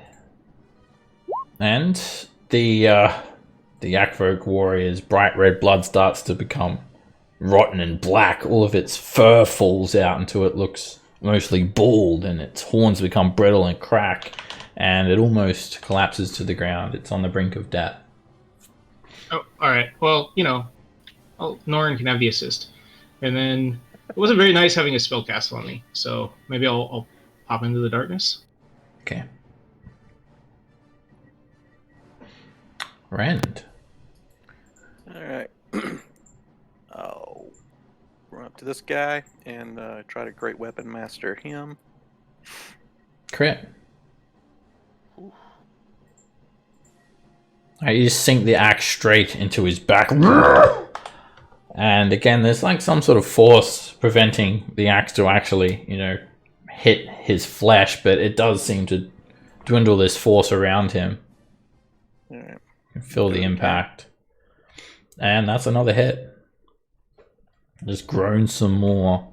And again, this force field is reduced. You can start to see this like shimmering blue glow start to crack. And since I had a crit, I get to use my bonus to attack him. That's another hit. Nice. And the force of that blow caused him to stagger forward. Still, he doesn't look injured at all, but you can feel that shield surrounding him starting to give. And I'm gonna step back to near her in case she tries to retreat. Alright, a rock gnome, female rock gnome. She disengages. Help me! She's screaming. Jasper just kind of spurts up over the ground. Jasper might still be alive then if you wanted to try and save him. Yeah, thanks. Got 4 spears jutting out of him. Norin. Yeah, let's go ahead and see if we can't try to finish off this guy. I gift wrapped him for you. Yeah, you did. Trident. That's a hit. And you just trident him straight in his chest, and he just drops to the ground, poof, slams onto the floor. Cool. Let's move up. And let's go for the chief. That's a hit. Alright, the trident stabs straight into him. It breaks through this shield, and you hit him straight in his gut. Blood spurts out of his nose, and he's actually looking hurt. He's looking pretty hurt. I'm going to put my unwavering mark on him. Okay. So if I kill you, does that mean I'm the leader now? I don't know what you're trying to do here, but you're already too late. Every slave is dead. And he lets out another big snort. Imp. As a gnome is running by. He says that. Is the imp taking an action? Oh, dash. Yeah, he dashed. Okay. Done. Just if you're doing something, just try and vocalize it, please. Yep. Imp dashes. Okay, because otherwise I've got no idea what he's just done. All right. This guy is going to disengage. He's a human commoner, male, and he just runs out of the hut screaming, "Help me! They've killed everyone!" You're still alive. Give him another round. Am I? I'll avenge him. I don't feel very alive. I should have told him to stay in the hut. Yeah, that probably would have been safer, but oh well. Alright, Heyu spots 2 Yakfolk heading away from the other lot of village. Okay, now They've just come through the door. okay, and this door over here is easy to open right now, but could be locked. You could try and bar it. Okay. They're very heavy to lift. Jarek. Got a big hand, could lift it.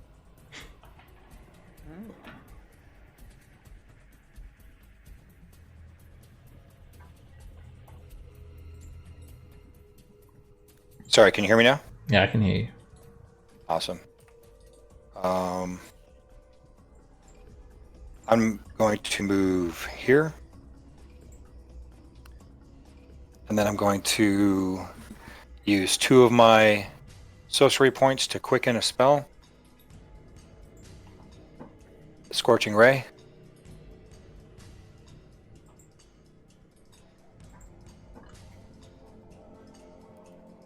Alright, who are you attacking? You need to pick a target before you roll. This target right here, Okay. the chief. That's a hit. Alright, that bolt of fire slams straight into the chief. And he staggers down to 1 knee. Okay, I'm gonna hit him again. Well, this has 3. Sorry, it has 4 rays on it. So. Yep, you've got 3 more attacks. If you cast that 3rd level, right? Correct. Yeah. That's another hit. Alright, that second beam of fire slams into the chief, and all of his black stringy fur catches alight. The flaming sword from his hand drops, and he just slumps over sideways onto the ground. A plume of black smoke rises from his corpse. Awesome. Let me just make sure that this other guy is in my... Well, that's who I have to cast it anyway. So this guy right here. Yeah, I think Scorching Ray's got like 120 feet. It does. Yeah. Yep. The macro in there. Yeah. Easily in range. That's a hit. And that beam of fire slams straight into the Yakfolk's torso. And another hit. And the Yakfolk priest is starting to look slightly injured with that hit. And since that was the bonus action spell, I do my regular action Eldritch Blast. Same one? Same target. Okay. Yep. That's a hit. Alright, the Eldritch Blast, you hear some ribs break and crack as it slams into the priest's side. And it's 1 more.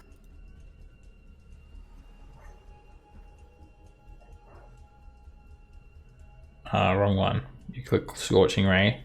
But I apologize. I'll take that crit though, because you already rolled it. So yeah, just roll us 2d10 plus 4 for the damage.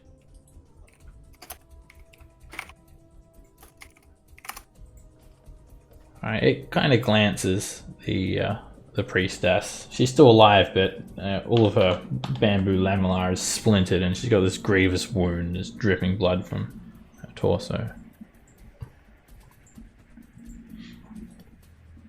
Alright, Heyu, starts hooting and letting you know that there's a couple of Yakfolk coming from the other side of the village.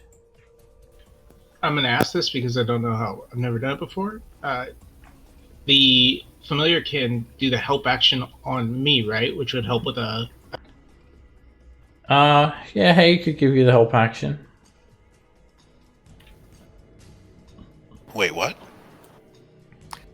Are you trying to use the help action to load the bar back on the door? Yeah, I was gonna use Yeah. my turn running over and trying to put the bar back on. Yeah, hey, you can definitely alleviate some of the weight and give you the advantage. Okay. That's what I want to do with this turn then. Okay. Well, it will need to be next to the door though, because otherwise Oh, okay. it won't be able to move. So wherever. So yeah, I'm in. Hayu flies down I- and digs its claws onto the wooden beam, perching there, getting ready to flap its wings and lift as you're getting ready to do that. So it readies the help Perfect. action.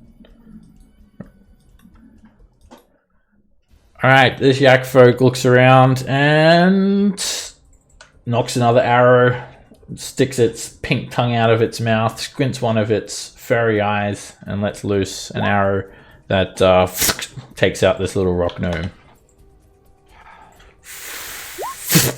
Ah!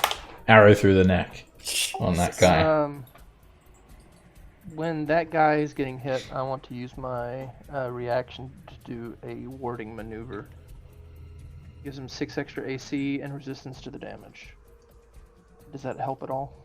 You try to sunder the arrow before it reaches him, Norin, and it does slow the momentum of the arrow, but it still hits him and he still drops to the ground. Shit. Well, maybe he's not immediately dead, though. They don't. They just don't build slaves like they used to. Spartacus spoiled us. Alrighty. Okay, start of this round. We've got some more stuff happening. Let me just fix some things up. Doors start opening and Yakfolk start bursting out of all these remaining huts. And if you have a line of sight to the inside of the hut, you'll see a big pool of blood and dead slaves inside the huts. I like to imagine they were all telepathically connected. The moment we breached the wall, they all just started slaughtering slaves. That's probably what the gong was for. You think they pre-planned the gong? Like, all right, now when the gong rings, what do we do? Kill all the slaves. Immediately kill the slaves. Oh, yeah. Seems that's what's happened. Yeah, I imagine that's probably exactly what It was pre-planned. Premeditated, you could say. Yeah, they all started instantly killing the slaves without any other communication, as far as you're aware. Just that gong. Maybe they have different gongs. One of the gongs was kill the slave gong. Alright, this Yakfolk steps out of the hut and is going to shoot at the imp. Disadvantage. That misses. And it's going to shoot at Hayu. And bye-bye Hayu. The owl disappears. That makes sense. Middle of a battle, aim at the owl. Yeah. The one that's trying to bar the door. And what's kind of closest to it as well. And it just stays at the doorway of this building. You can see 2 dead female humans laying in pools of blood behind the Yakfolk. Thomas. Alright, I'm gonna. It's like Ren's gonna take out this priestess. Rather than make him run to somebody else, I'm only gonna shoot a ray of frost at the yak that just shot. That's a direct hit, and the ray of frost sticks in to the Yakfolk's leg, slowing it down. And I'm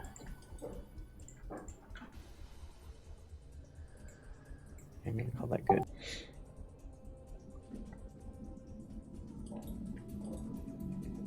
Okay. Yakfolk takes a dash action, emerges from around the south of the central hut, longbow in hand. Then, Alright, well, I think I'm done trying to save anybody. I will cast Command.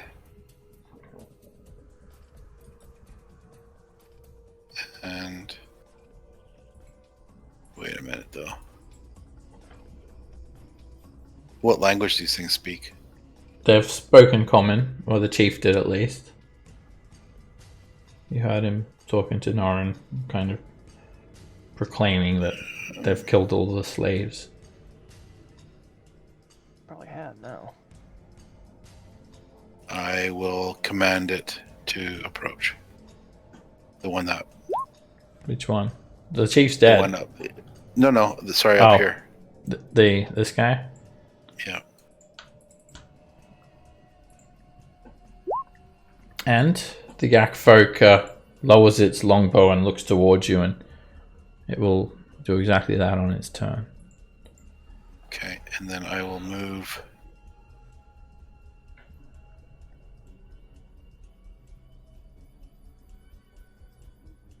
Sorry, 1 second.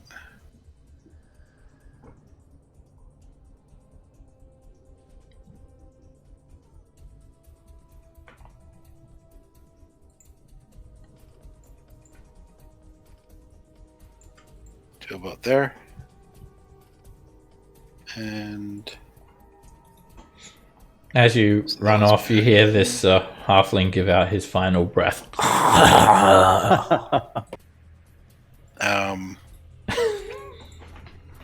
Why? I will bonus action put the help action on this guy. Okay.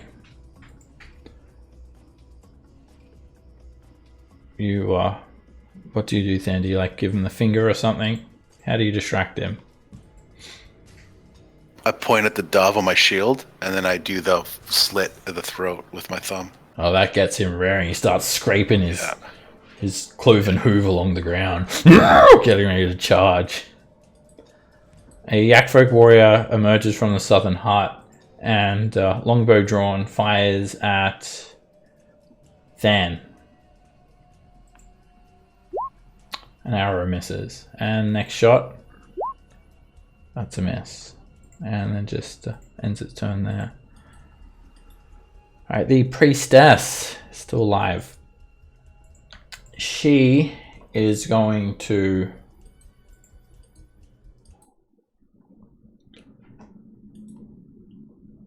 cast a spell.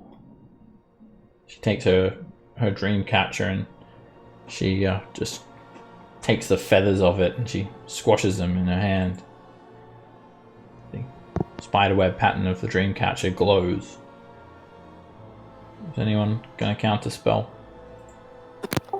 No, on the one slot. Yeah, I will. Ren will. Norin and Than, I need each of you to make me a wisdom saving throw. Start to feel an invisible force bear down on you. And that lasts for about 0.2 seconds before you just shake that effect.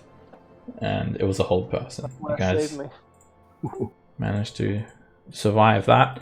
And the priestess with these grievous injuries is just going to have to stay there. Lily. Alright, I will head over to this door and... You're going to attempt to bar them yourself?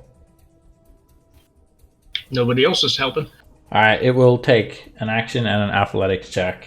It's going to be very difficult for you to lift this bar like a full 6.5 feet off the ground and put it into the 2 iron brackets on either door. Yep, I'm not expecting to do it. You can't even lift it up off the ground. Alright. Would my hand be able to do it? Like if I brought the hand over, could it do it? I'm not sure if it's able to. I'll have to take a look at the spell. It does what my hand does, but I don't know. Well, not exactly. It specifies what it does. It can interpose itself. It can grapple a creature. Or can push a creature. It can push a creature. Yeah. Doesn't interact with objects. So pretty much the hand just goes straight through objects. So no, if it tries to grab the wooden beam, it will just go through it. Alright, in that case... Well, let's go punch a priest. Alright, you're attacking through the darkness, so advantage, disadvantage, because you can't actually see the priest. But you're just sort of going off what you're hearing, Lily. And what you hear is a crunch. That's a hit. Oh. With 13. And out of nowhere, that fist just whacks the priestess straight in the face and kind of snaps her neck. She drops onto the ground dead.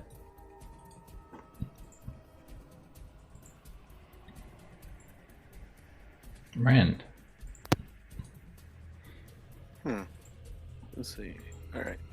I know you couldn't see me barring the door, but I definitely yell at you guys more coming. There in an attack. You run into this hut, Rand, and you just see a single female elf laying on the ground in a pool of blood.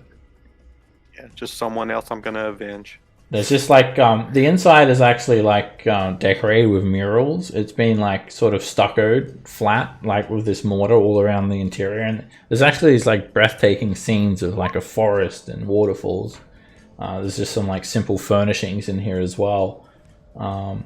And there are these like amazing looking wooden ritual masks carved from wood. And you can see multiple gemstones gleaming in the masks hanging on the walls. All right. Not to get too distracted with those things, then great weapon master that guy. That's a hit. Alright, you just slash straight into the Yakfolk warrior's gullet, splitting through its armor. And you hit again. Ooh. Yeah, crack. You stick the axe straight into them. Yeah, their armor is just, it's like rubbish. You're just splintering straight through it. Just tall cows. Just tall cows. Yeah, the Yakfolk's like almost dropping to the ground dead with those two attacks. Alright, that's it. That's all my movement too. Help me, Dad. Norin. So, where exactly is Jasper's body so I can retrieve my spears? It was like near the Like doorway. right here or something? Yeah, it's right up there by the big beast close to it. Okay, I'll move 15 feet.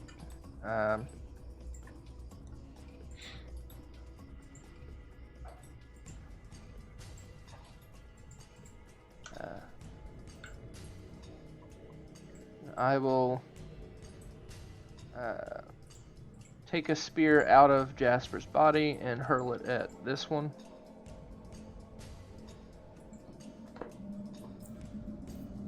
Be a disadvantage. That's a direct hit. You throw it straight over Ren's head and straight into the nose of the Yakfolk warrior. Blood's pissing out everywhere, and it grabs its face and it just starts like swinging its arms around, smashing like clay pots and furnishings, and still alive. So, all right, I'll take another spear out of Jasper's body and throw another one at that yak person. That's a hit. Nice. And the spear sticks straight into its neck. The Yakfolk warrior chokes to death on its own blood. As it holds its neck, it falls face first onto the ground, dead. Excellent. And then I'm gonna use my interact with objects to take another spear out. So there'll still be one spear sitting in him. And I'll move 15. You're readying your spears from his body. There's more behind us, guys. Too. Well, yeah, I can see 4 of them, 5 from where I'm at right now, so there's a lot down here as well. There's a lot of them. That's my turn. Mr. Imp. Okay, he's gonna fly over the wall and then land on it to where he can see kind of both sides right there. Okay. He uses 20 feet of movement, and yeah, you can see 3 Yakfolk emerging from the door to the east, and yeah, They're heading down the steps. They'll be a little while before they get here. Alright, then he's done. Does he want to take a dodge, an action? Maybe a stealth? He could try to hide. Yeah, he could do that. Otherwise, But he's invisible, so I mean. But yeah, he's invisible. It doesn't mean he's hidden. They're two completely different things. He can still be attacked if he's invisible. They'll just be, all it does is make the attack at disadvantage. Right. That's why the Yakfolk was shooting with the bow. Alright, so yeah, now he goes against the Yakfolk's passive perception. Okay.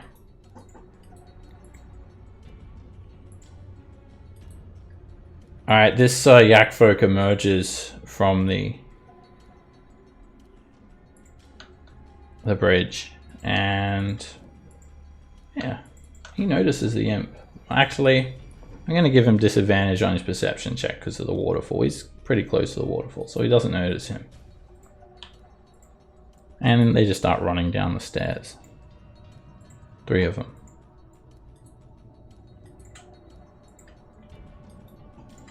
Alright, this Yakfolk just steps forward, Rend, and you're invisible. You're right in front of it, and it attacks you.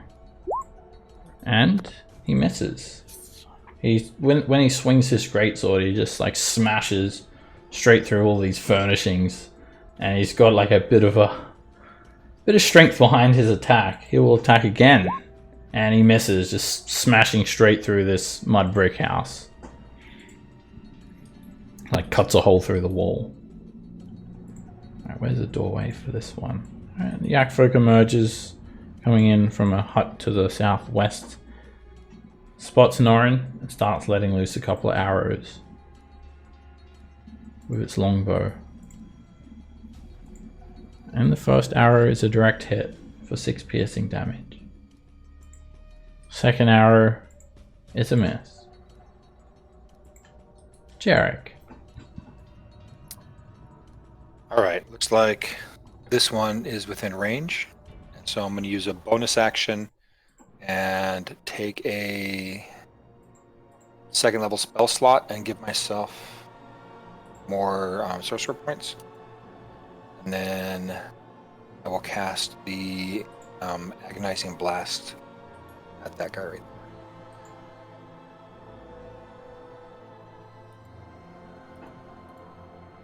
That's a hit. Right, the beam starts smashing through its armor, hitting it in the chest. And one more. And it's a crit.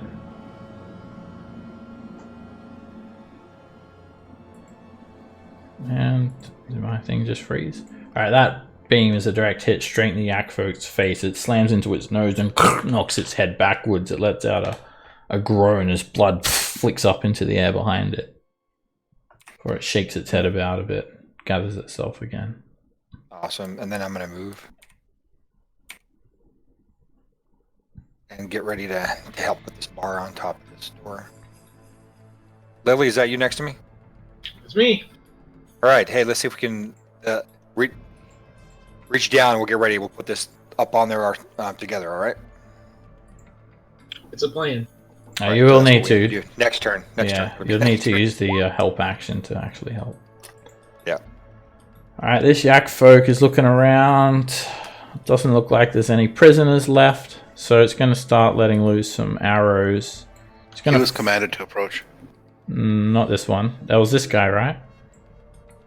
That one. No, it was the guy up there. The one that you're on right now. I had pinged on it. Oh, okay. Because I pinged it before I said that one. And you said, yeah. That one. Oh, sorry. Okay, well, Okay. Either way, I mean, Well, if that was they're the right one. next, right after each other. But that was the one I intended. Okay, alright, I'll swap it Yeah. to that one. Alright. That's what that one will do. It's going to take the dash action to run at you, Than. And just like stomps on one of these commoners' head. She is like holding up her hand. Than, help me! Just pops its head like a watermelon. Fuck that.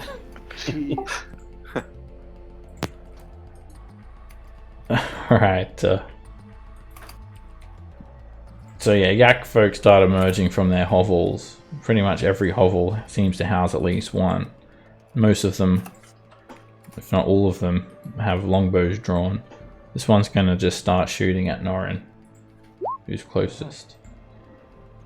And they're not very good shots. Actually, they seem to be terrible. They're big, bulky arms. Don't make for very finesseful arms. Miss and miss. But they have really big bows, I guess. Good lord. They're large size bows. Everything about these, the great swords as well, are like one size larger than what you'd usually use. They're huge creatures. 12 feet tall. And another Yakfolk emerges. This one's just going to snort and just dashes straight into the fray. Alright, this one is going to shoot at the imp. I'm going to give the imp half cover from the lip of the wall. It seems to be able to detect the imp from up there. It failed to stealth from it. And a 10 is a miss.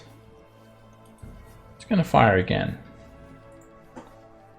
And that misses. And then the ice that's kind of freezing its leg up starts to melt a little bit. And the Yakfolk is going to just start moving towards the wall. Thomas. Wow. Perfect. Let's keep it slowed down. Alright, you hit it again with another bolt of ice straight in its leg.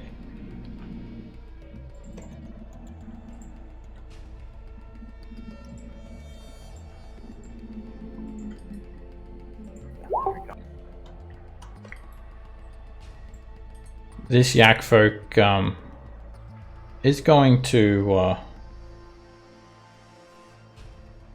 it's going to fire at you, Tom. It's going to return fire. Here comes the first longbow arrow. Miss. Here comes the second one. Miss. And it's going to move up here a little bit. This entire hut is like on a raised plot of earth, which is about 8 feet high. But it's just like a ramp. It doesn't really slow anyone down when moving up or down it. Slightly elevated though. You can tell this is like obviously the chief's hut. In the center. Than. So I'm going to yeah.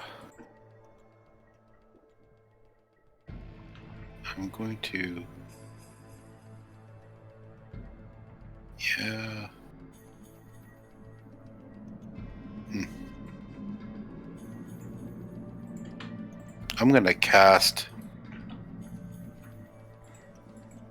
I'm just gonna toll the dead on the one that I commanded.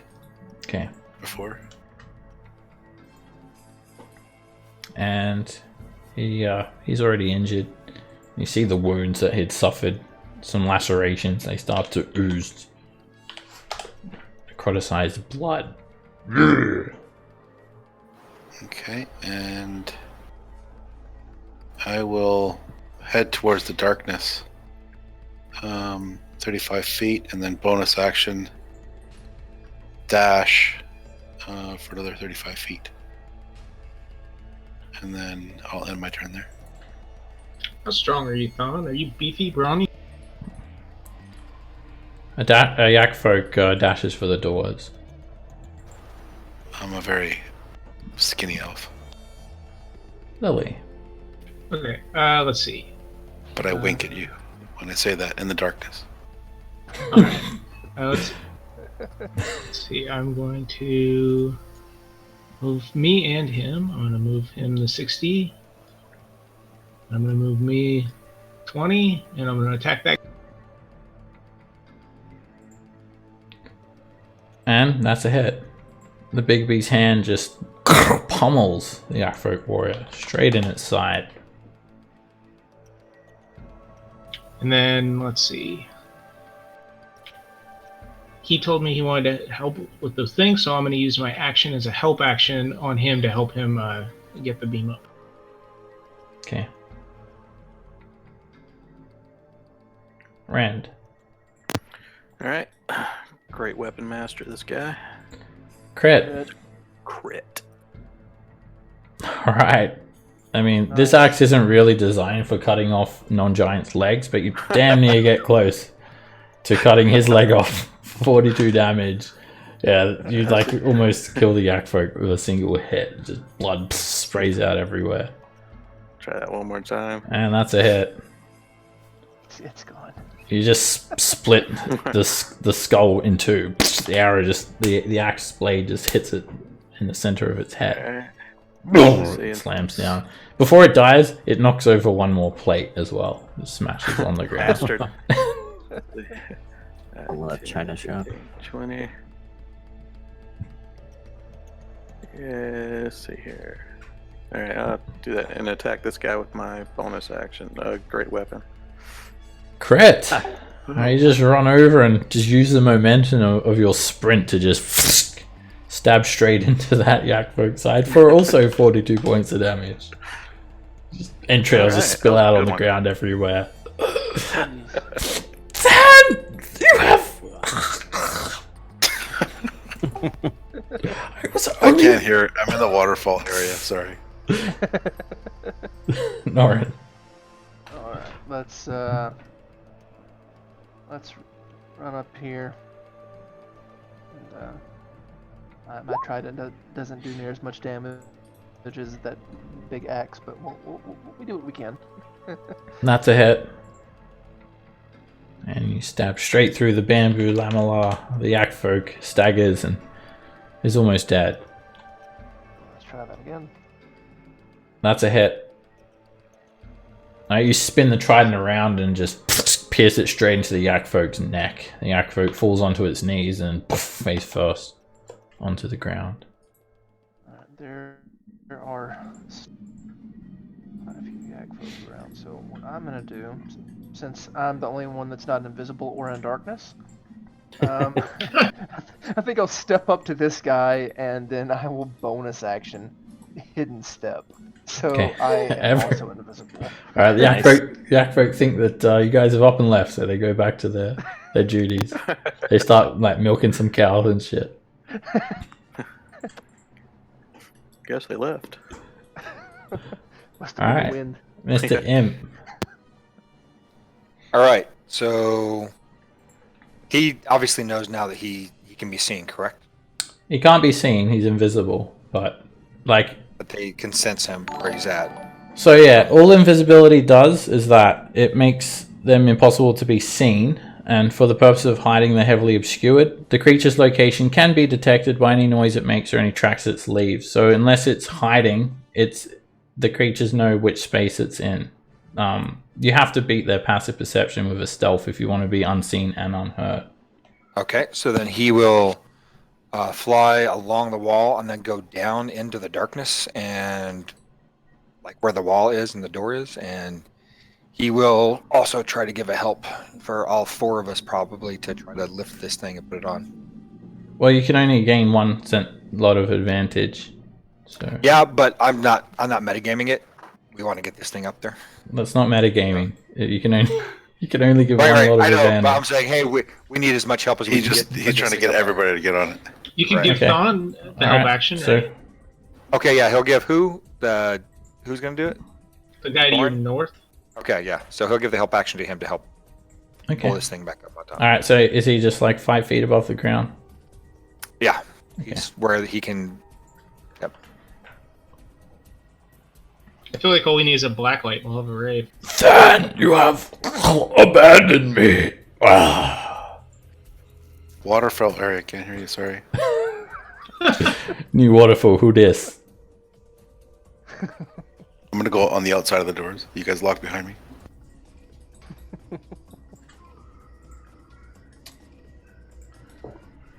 Okay. This Yakfolk is gonna. Yeah, he just throws his bow away, or he doesn't throw it. He just kind of. Doesn't look like he's very happy with using his bow, so he runs forward, draws his greatsword as he does. All right, Jarek. All right, I'm gonna move up and try to lift this All right. thing onto the door. Lily's trying to lift too. You have advantage. It takes your action and an athletics check. All right, that's awesome. I'm not good at it, but let's see what happens. You have advantage.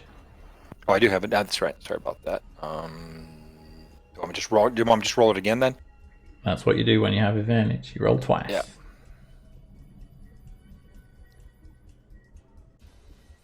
Alright, you just can't lift it. It's way too heavy. It's not I going feel up. bad. It's We mainly, tried. it's mainly Lily's fault. Be better than my athletics checks. So I have another question for you, real quick. Yeah. On the spell Bold Earth, could I bring up some? Could I bring up the earth right in front of the door to block it? Let me take a look. Is that the cantrip or is that the? It is. Yeah. Do you want me to? It want me to link it can excavate it. It can cause shapes or colors, or it can make it difficult terrain. It doesn't.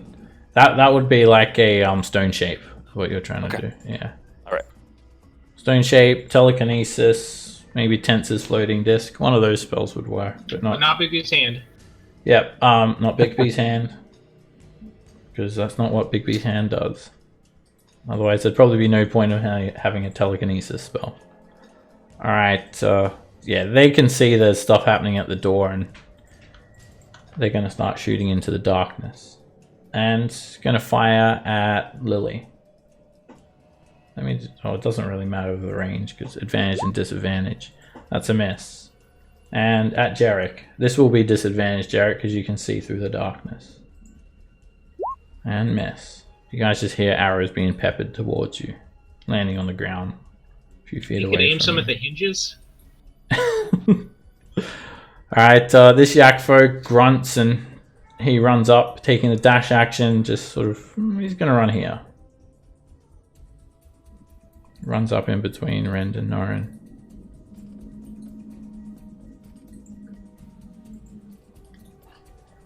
Alright, this guy is just going to draw his greatsword, turn around, and he's just going to hack at the Bigby's hand. And that misses. The greatsword faces straight through its spectral form. He swings again, and once again, the greatsword phases through its spectral form, and then the Yakfolk just starts running towards the door. He's slowed down. He's like kind of limping with this ray of frost sticking out of his leg. Thomas. The commoner looks up at you. Why did Than abandon me? Well, finally seeing 3 of them grouped together. They do something besides the cantrip. I count 5. That's right. Yeah. That's 5 saves. But Thomas bigger, can see go home. you right now, so it's all good.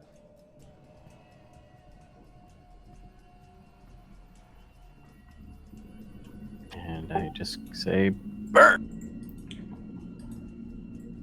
Alright.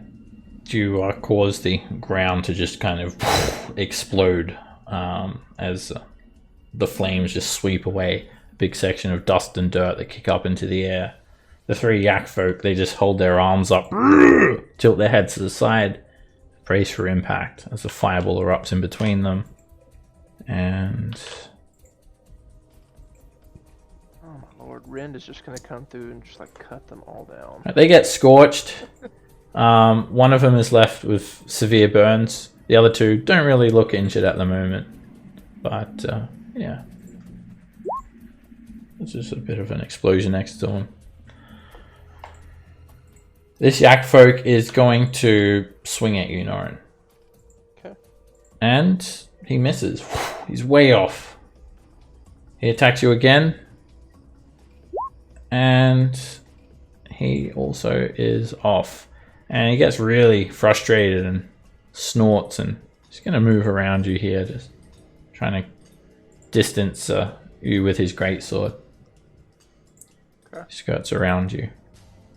They have you notice there's like very intelligent gleam in their eyes as well. They definitely seem like much more than just some mindless animals.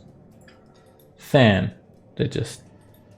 Alright, Than, you just like, fuck this. You just pick up the log with one hand and just put it on the door. Good job, guys. Thanks for the help. And you've gotten so much mileage out of those gauntlets, man. Yeah, you literally just like one hand it, Than. It's like, it even What defies... gauntlets? Even the, like, The ogre gauntlets, right? the encumbrance of it. This is au naturel, my friend. It just makes 100 the push-ups a gauntlets day. just make it easy for you, Than. And you just lift it up, straight on it goes. The door's now barred. I wink at Lily. And I've got a bonus action I can use.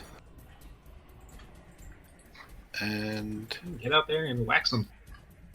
well, I feel like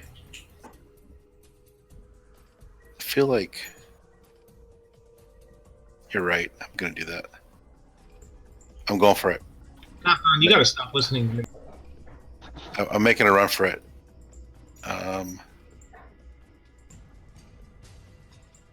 I don't have that much movement. All right. So I'm gonna go nowhere. I'm staying in the darkness. Okay. You're listening to me about not listening to me. You know what? I'm gonna step out of the darkness. I'm gonna put the help action on this guy as a bonus action, and step back into the darkness. Alright, you get just out of the range of the noisy waterfall enough to hear the tortured screams of those you failed to save.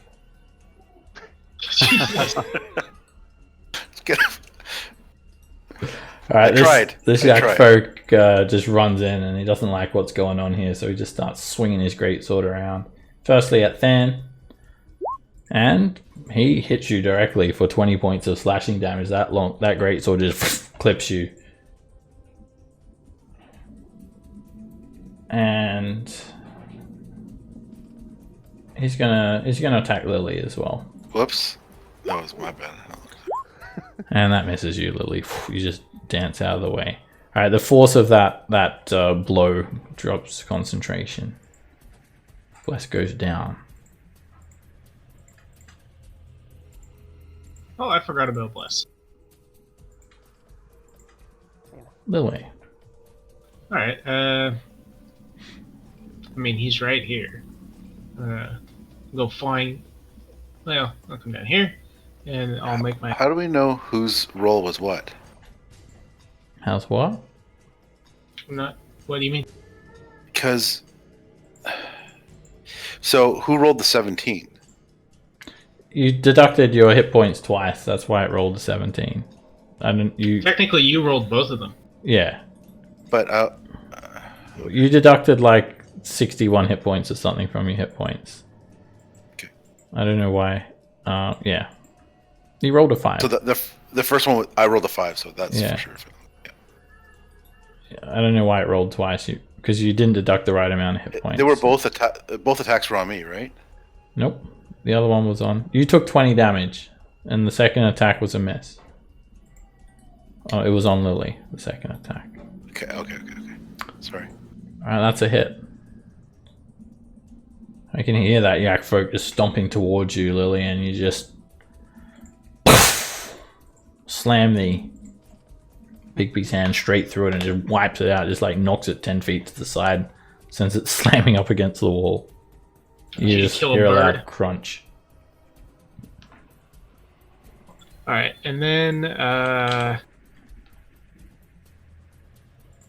let's see. For an action, can I Ray of Frost this guy in front of me? Sure.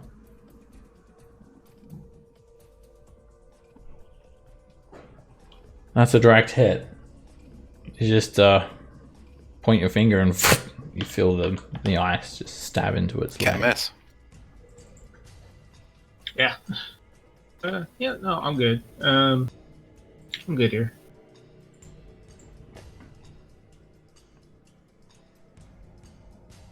Rand. Alright. Alright, I'm gonna move here and attack the hurt guy first. Great weapon. That is a hit. And you just drive the great axe straight into him. He falls onto the ground, kind of slides down very slowly. Brenda's just in heaven down there. Targets everywhere. Okay, with low ACs. So the next guy, great weapon. That's a hit. Yakfolk is starting to realize that bamboo doesn't make for very good armor. At least not their armor. And he's slashed straight through him. He's close to dying. And then I use my bonus from killing the other guy for my last great weapon. And you hit. He's just like trying to predict your movement, Rand, and he's wrong every single time, and you just stick the axe straight into his neck, and he slumps down to the ground too. Just crawling over Alright, bodies and at this then- stage. That was 10, 15, 20, 25, 30. And then I'm going to move up to this guy. Norrin, you become visible.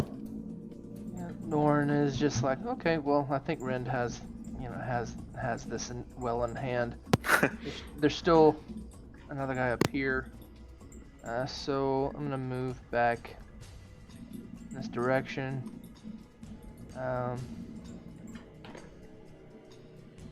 Yep, and I will throw a couple of spears at him. That's a hit. Alright, you aim the spear, direct hit. And spear number 2. Ah, That's a hit. 11. Yep.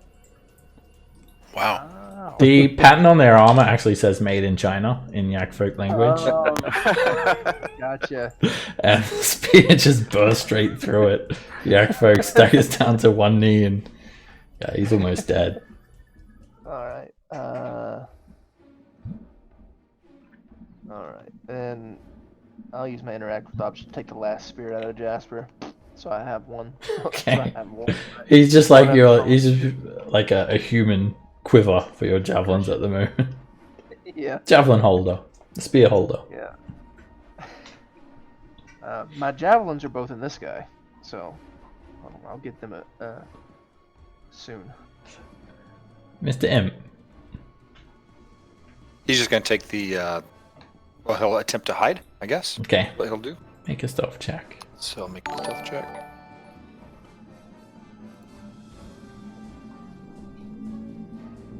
Right now he is both unseen and unheard, and he's undetectable. Unless Right. the dragon hiding on top of the waterfall comes out to play. Yeah, he's hidden. Well and truly hidden now. Awesome.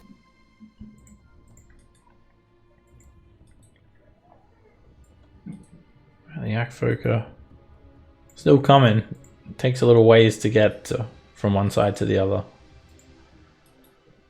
Right, this guy just grunts and he attacks you, Ren. And he misses. And he's going to swing again. And he also misses you. Jarek. Okay,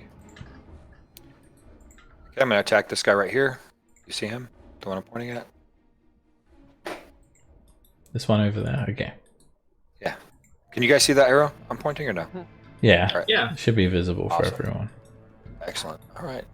So he is actually within range. So go ahead and shoot an agonizing blast at him. Alright, you have advantage. And that's a hit. It just smacks him in the chest and he falls straight over onto the ground, dead. Okay. And then I will move up a little bit. If you move, agony. you won't be able to shoot your second beam. You have to fire now before you move. Okay. I'm hoping that that guy's in my range down here, but maybe not. We're going to shoot it that way anyway. Oh, you Just to did give it measure. It's 110 feet. Oh, there's the guy right in front of me. Yeah, I'm there's sorry. a guy right here. There's I was that kind guy, of too. wondering.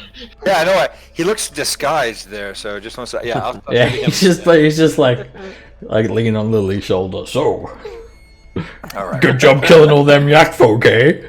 You come here often? That's funny. Actually, I would have shot at him to begin with. I didn't even realize he was there. That was good. That's a hit. So, excellent.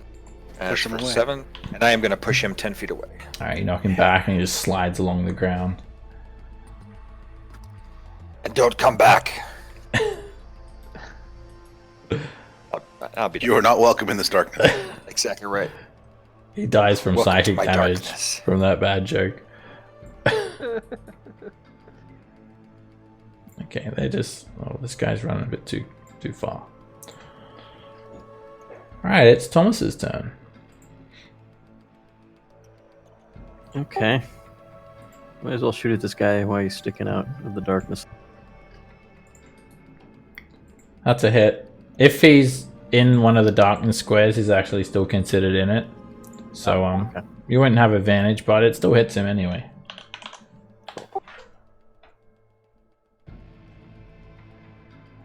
Then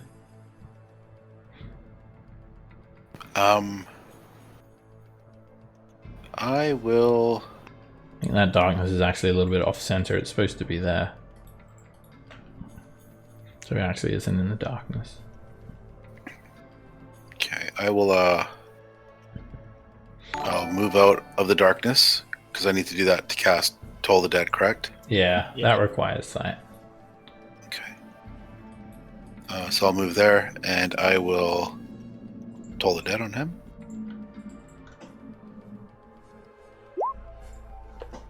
Yes, for a whopping. Wow. Wow. Save on that. All right, and then I will. We didn't Jump. see you miss. He glares at you. You can see the eons of wisdom noted I'll into jump. the wrinkles of his face. I'll try to jump up to the area up here, Okay. Boing. and bonus action. Put the help action on him. Alright. Okay, he's going to run forward and he's going to lift the bar off the door and push this door open. Doesn't he have to be 5 feet closer? Yep, he will be. He's actually going to go further than that, but I have to actually take the dynamic lighting off. So I have to actually go in between different layers to do that first. Bear with me for a second. Alright, and he just kind of pushes forward. And he stands in the doorway. Like that.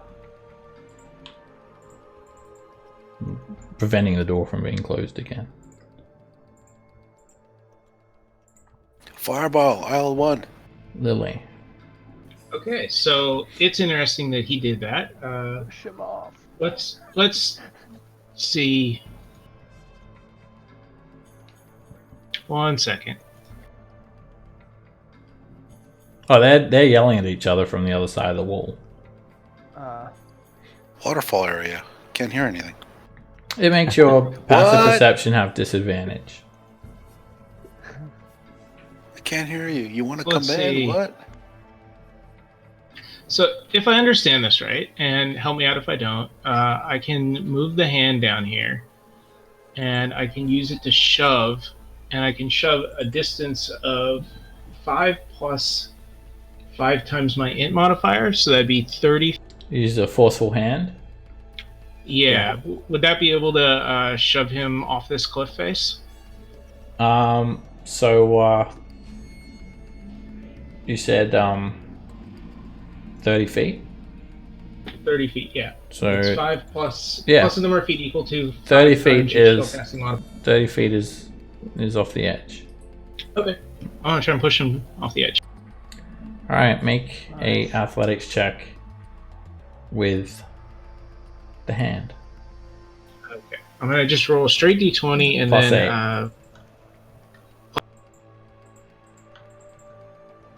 It's got a +8 mod. Come on, natural 20.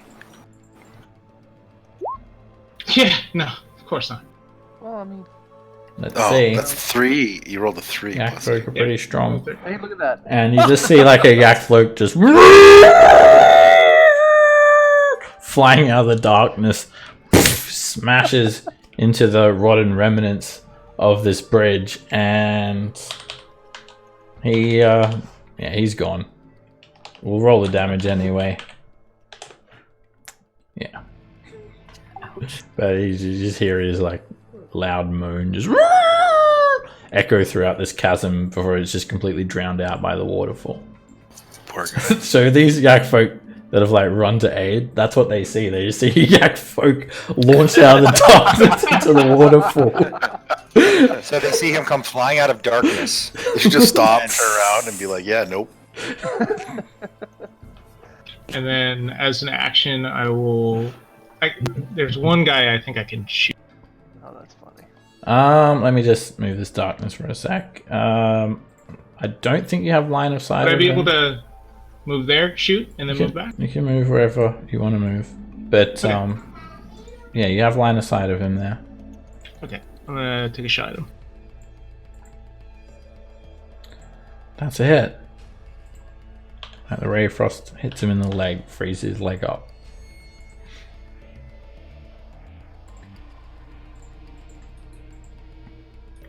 Well Ren. done, sir.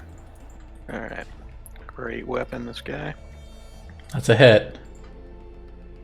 And he's still standing. All right, once more.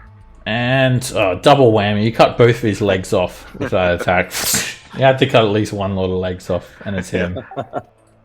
And then I'll move. Doesn't feel right. That's my No. 40. And I don't see any others anywhere. All right. The thing with these Yakfolk is that like most of them don't even know what hit them. They're just being attacked by invisible things. Most of them. That's true. We have been Alright. ninjas. I think Norn and I think Fan have been the only two that have been consistently visible for the most part. Yeah, they just think that you guys are like some sort of like wizards that are just doing all these like invisible spells everywhere. We are gods. Except for Norn, who's just kind of going around throwing spears and javelins at Yakfolk. Okay.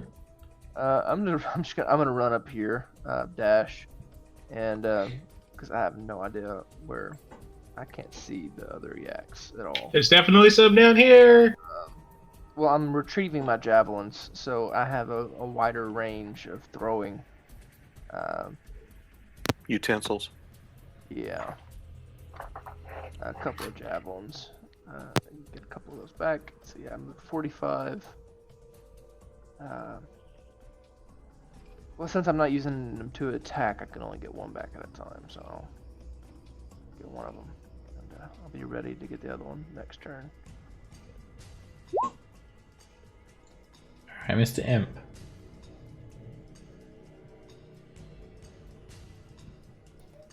He's just gonna stay there. Stay hidden. Okay.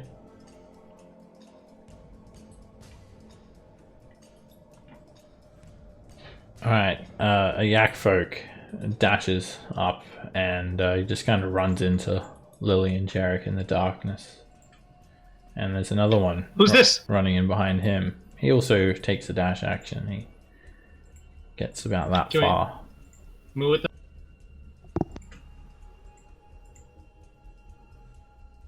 Jarek. Okay, this is going to be interesting. Going to take 2 points and from the sorcery points and quicken. I'm going to do 2 agonizing blasts. Okay. Which one are you attacking? Top or bottom? The one that's straight in front of me, so that would be the bottom one. Okay. He's the first one I'm gonna hit. So You I have think it's just a advantage. straight shot. Nope. He only imposes disadvantage if he can see you. If he can't see Okay. you, then he's not going to give you disadvantage on your ranged attack. Awesome. Okay. It's another confusing way that Slat works in 5e. It's not confusing enough as it is. That's a hit.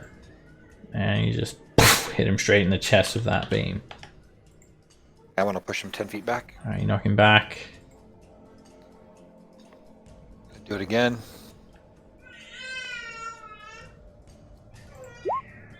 Hit. Another direct hit in his chest. Push him another 10 feet back. And he slides back. And he's off the edge. I'm going to give him a dex save to try and cling onto the ledge, though.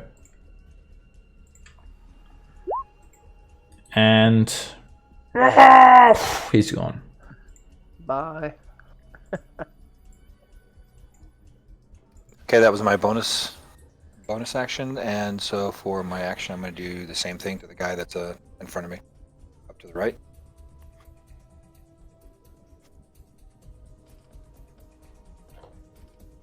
That's a hit.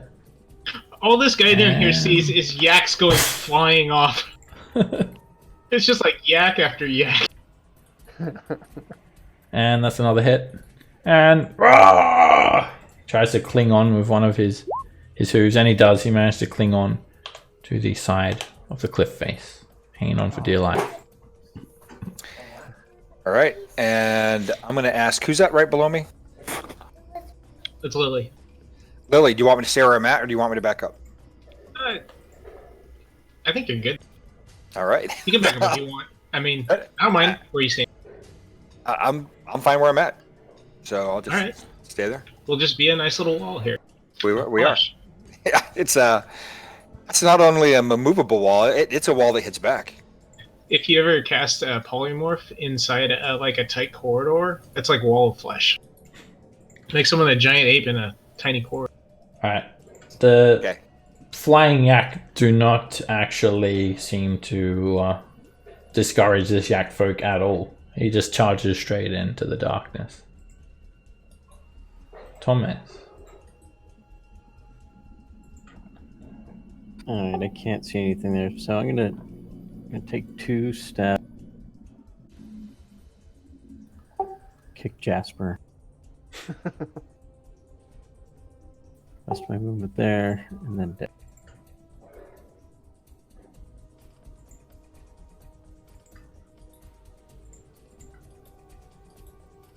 Then.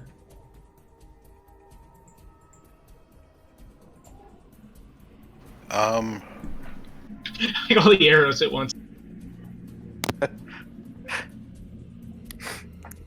I will. I'll move up to here, and I will. See if I can remove some of this dynamic lighting for you, Than. There we go. And I will.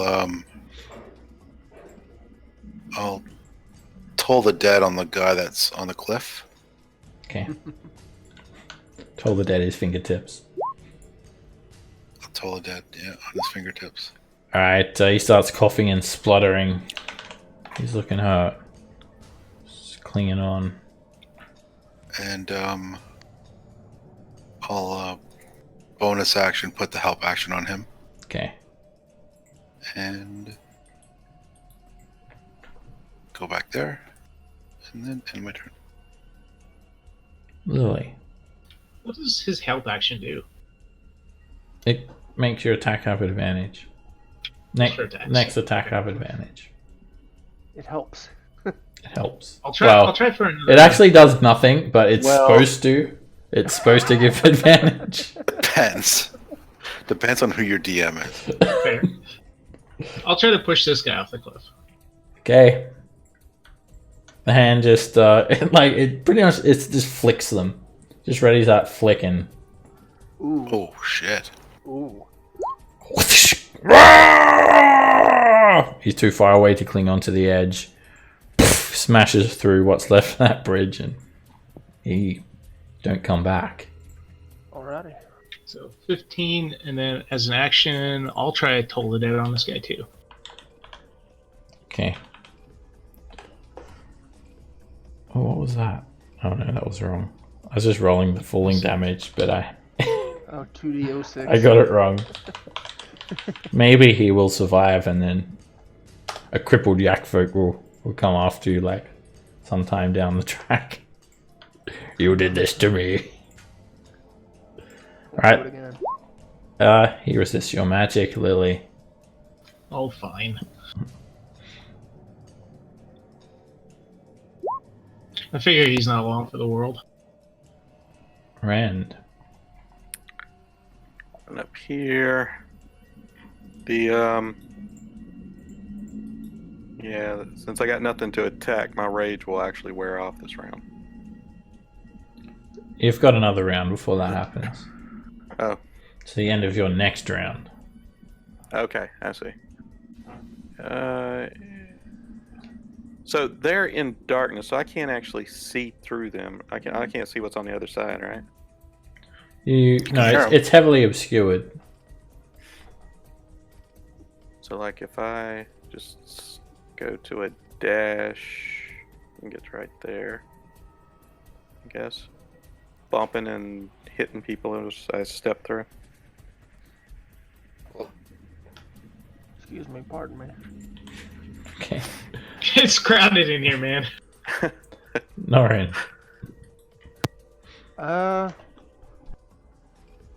Honestly, I mean, there's nothing I can really do at this point. Throw a javelin at the Yakfolk. You won't get it back. Yeah, I only have a couple of them at the moment. It's more precious than gold. I'll interact with objects to get that last javelin out of this one's carcass. It's 30 feet. I don't even know if I would actually have line of sight on him. I wouldn't know that he's there. I don't think. Yeah. I mean, it's through darkness, and then. You guys, your characters will be like communicating, constantly yelling out like positions and stuff like that. 3 o'clock, straight ahead. I'm on the watchtower. I'm up top. Yeah. Some people can't see him, but we'll let you know where he's at. How much cover is he gonna get? Because Dan's like yelling out coordinates. Yeah. He'll have half cover. A little to the left, a little higher. Alright, well this will be a regular throw then because of the advantage from the help action. Right, yeah, he's not like the Yakfolk's able to effectively Yeah, so this defend himself against the javelin. He never saw anything. This javelin's gonna be gone no matter what, but Roland will like lick his finger and like put it up to the wind, and then chunk the shit out of a javelin. Okay, it's good. You wasted Dan's help action. That's a direct hit. The javelin just arcs straight over the top of the wall and sticks into the Yakfolk, and he lets loose of the grip of one of his hands. I give Norin thumbs up to indicate that he hit. Excellent. And then I'll throw the second javelin, and this will be a disadvantage. Well, no, I guess he can't see me. Can't see you, so yeah, he's got no way to know that this javelin's coming in at him, so it's not. He can't. Ah, that misses. All right, that javelin is gone straight down the waterfall. Yep. Hits Stan. Okay. Almost hits Stan. You hit the one surviving commoner that Stan failed to save. I'd like to think that javelin went straight down into the one that was gonna survive down there. Yeah, like the one that survived. He was rolling out death saves and the javelin hits him straight in the neck. All right, Mr. Imp. He's just gonna dodge. He's not gonna do anything right there. Okay, this Yakfolk emerges. He climbs up into the darkness. He draws his great sword and he's going to come in at you, Rend. This is a straight roll. And he hits you for 11 points of damage. And he attacks you again. He is angry. And it is a crit. He hits you. Still invisible. Yeah, but you're in the darkness, so you have disadvantage. He has advantage to attack you because you're in the darkness. And yeah, he hits you for 18 points of damage. He just. Can I see that or no? He's in the darkness, so you can't see. And yeah, he just grunts and just moves on in with the rest of his movement. Jarek. All right, let's see if we can't push him back out again. No darkness for you. Go away. Correct. Crit. Alright, you attempt to push him back, but instead the beam hits him too hard and just bursts straight through his chest and out the other side. And he just falls straight back onto the ground. Can get a spear back. It's easier to loot a dead body next to you than it is one down. You push Norin's spear off the cliff. Excellent. I see no more baddies, is that correct? They're all taken care of. I in turn How can you see step anything back. from this globe of darkness anyways? No, you guys can't see? Can't see shit. Can't even see my hand. I wonder why you guys all crowd around me when I create this darkness. Well, we It figured if you seems- can see everything, we might as, we thought it was some sort of magic. but I think no. it might be worth investing. Norn type of starts magical means. collecting spears that he's thrown. All right, we'll take a 10-minute break, and then we'll take a look at the result of see if there is anyone else left here or what has happened here. The When we get back. Yakaside? Yak I aside. can't wait. I can't wait to count the copper, guys. All right, talk to you guys in a few minutes. Hey, there were gems in one of the rooms. Gems of copper. Copper gems. That was the name of a bunch of the yaks. Copper gems.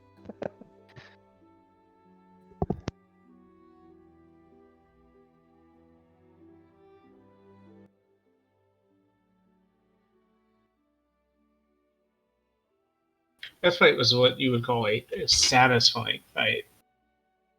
Yeah. Well, for some of us. It was very ninja-y. Like, Ren just looked like he was in heaven. Ren was like in a candy shop. Like a kid in a candy shop. I got to push something off a cliff. I'm not going to complain about that fight. I wasted tons of time or rounds trying to save people. You saved them in spirit.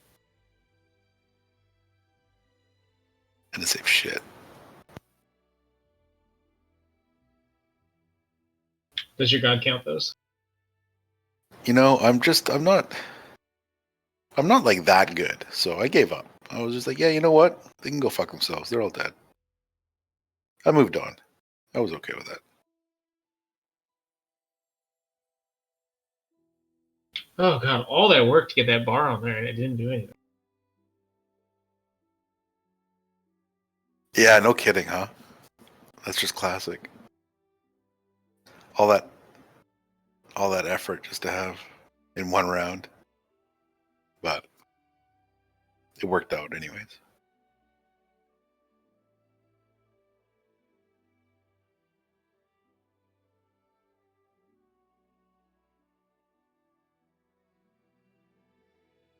Got some good use out of Big B's hand, that's for sure.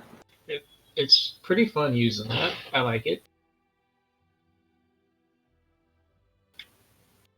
Figure I'm not going to get a lot of opportunities to push things into things, so I'll pick it when it's available.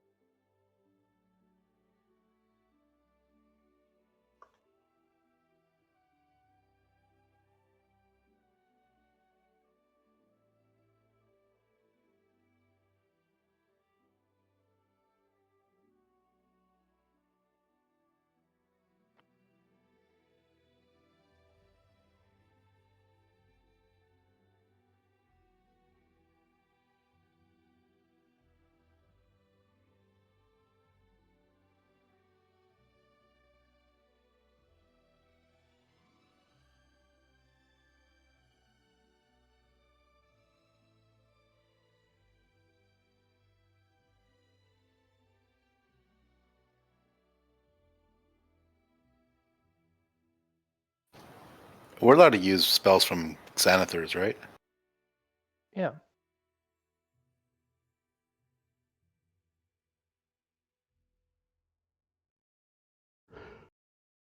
Why do you ask? There's a spell that I wanna, because I can't get it from the compendium in Roll20, so I got to transfer it over or like copy paste. Oh, okay, I gotcha.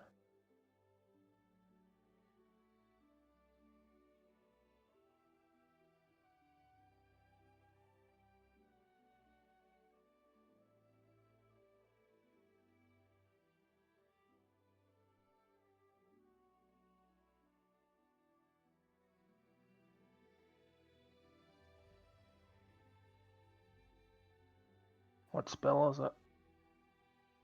Life transference. Oh, it's a cool spell. Yeah. I want it.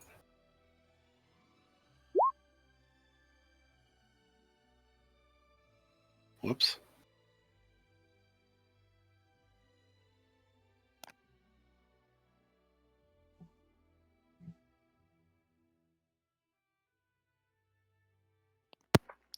Well, at least the slaves were avenged. Yeah. Right? I mean, when the village has a system to know when to start slaughtering slaves, it's kind of hard to stop that. Okay, and they were spread all over the place too. Yeah. And there's just no way. Well, what we can do next time is scout a little better, maybe a little more detailed, and see where things are. Nah. The only door we can find is the front. Really, it was just bad luck on the stealth roll. If it wasn't for that, I think that would have went a lot differently. But Have we ever considered infiltrating at night? well, I mean, we have considered that. We have fought at night, but there's the little problem of me and Rend can't see shit. Yeah. Around this warlock, we can't see anything anyway. Actually, it was to my disadvantage to run into that damn darkness. Yeah, but that was by choice, I must say. It must be my charisma, my shining personality that attracts you so. I kind of like the darkness. Me It's kind too. of fun. It's kind of fun place to run to, you know? It's a little like an anti-magic bubble. Yeah.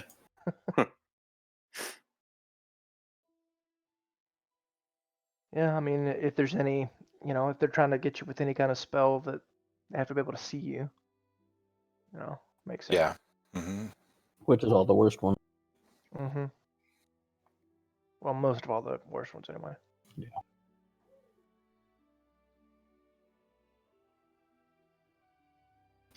Who's ready for a short rest and lots of looting? Let me look. Didn't we just take a short rest? Yeah. We did. Time of day is it?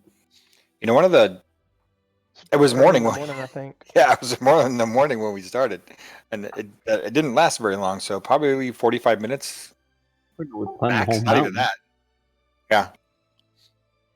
Well, I'm not saying it like I generally say short rest just because people tend to want to use hit dice after. Oh no, and I understand that, and yeah, that last little bit we got hit hard.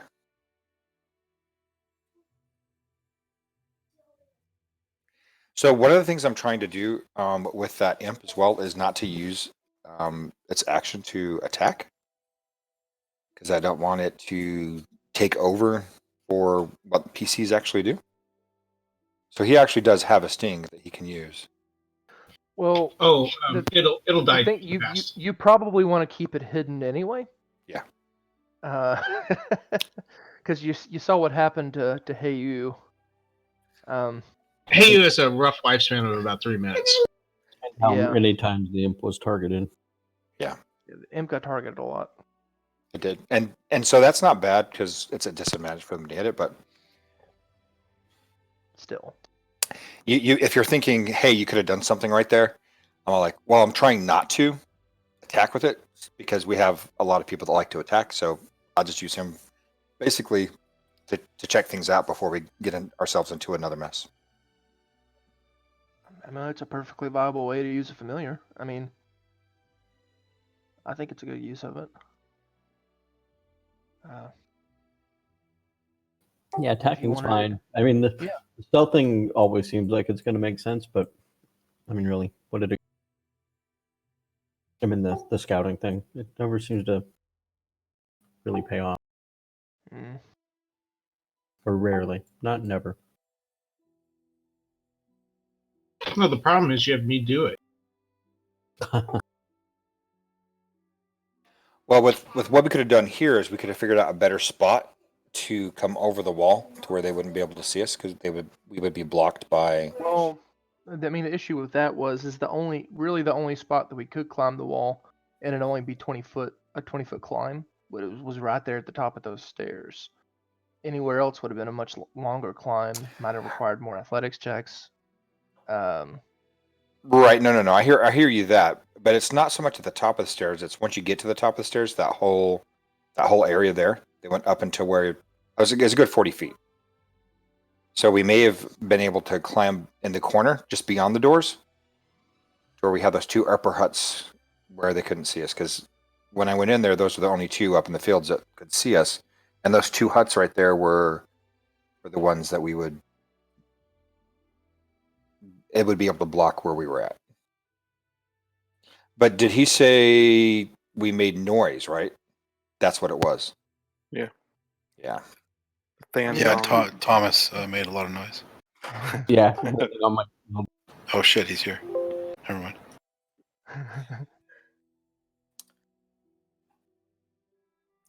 Have you guys used the spell fly before? Yep, Not on purpose. Right. I've had it used on me. Can you carry things with your flight move?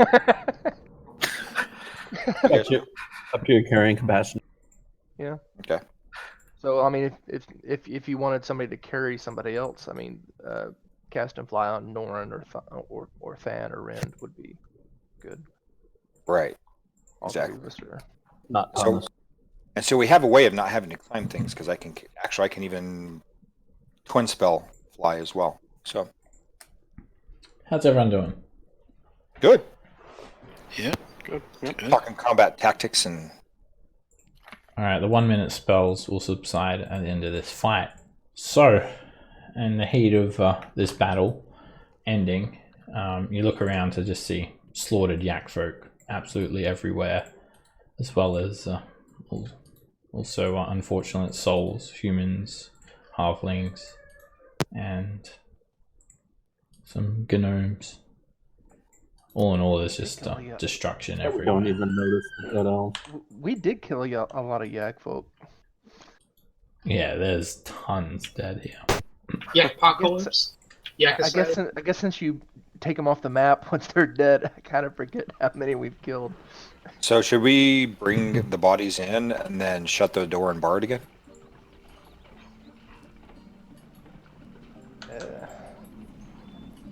I mean, we can. I just don't know how many more Yakfolk would be in that other the other place on the other side. We just piled the bodies at the door. No warning. Alright, so yeah, there's just a heap of dead Yakfolk everywhere, and upon seeing these Yakfolk, they do have a little bit of history, and anyone could make a history check if they want to try to recall lore about Yakfolk. You said history? Yep. So, yeah, looking at one of these, they're a bit bigger than an ogre.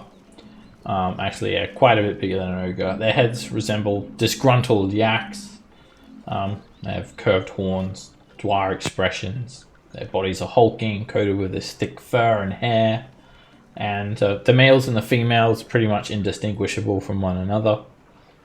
Yeah, Than, Norin, Thomas, neither of you even knew that Yakfolk existed up until this point of time, but Lily, you'd heard a little bit about them. They're a civilized race, and other people treat them as bogeymen, a scary race of evil, ruthless, and powerful savages. They dwell in secluded settlements, sheltered from the worst of nature's abuse, including mountain valleys, soaring plateaus, and desert oases. In these seemingly idyllic hideaways, the Yakfolk rule over humanoid slaves with iron fists. For all their learning and culture, Yakfolk are they're enormously just evil overlords. They care for their hapless subject only to the extent that a live slave is more useful than a dead one. Well, most of the time. And keeping one alive is easier than laboring itself. It's not that Yakfolk are lazy, quite the contrary. They simply consider most menial tasks beneath them. And outsiders that stumble into an enclave of Yakfolk are usually surprised and pleased to find what appears to be a utopia. And the Yakfolk foster that image until strangers can be disarmed and enslaved. So you feel like most likely the people who came here were actually kind of welcomed from the Yakfolk until they were subdued and enslaved. So you felt like Jasper may not have even realized that the Yakfolk were hostile himself, and neither did any of the other survivors that went with him. So yeah, they're actually very intelligent creatures. They have a drive for learning, and particularly when it comes to secrets of elemental magic, dark knowledge that might serve to corrupt or dominate others. You see, they are servants of the Forgotten God. That would require a religion check if you want to learn about their religion. I don't think I'm gonna worry about that. I knew about them, but I forgot.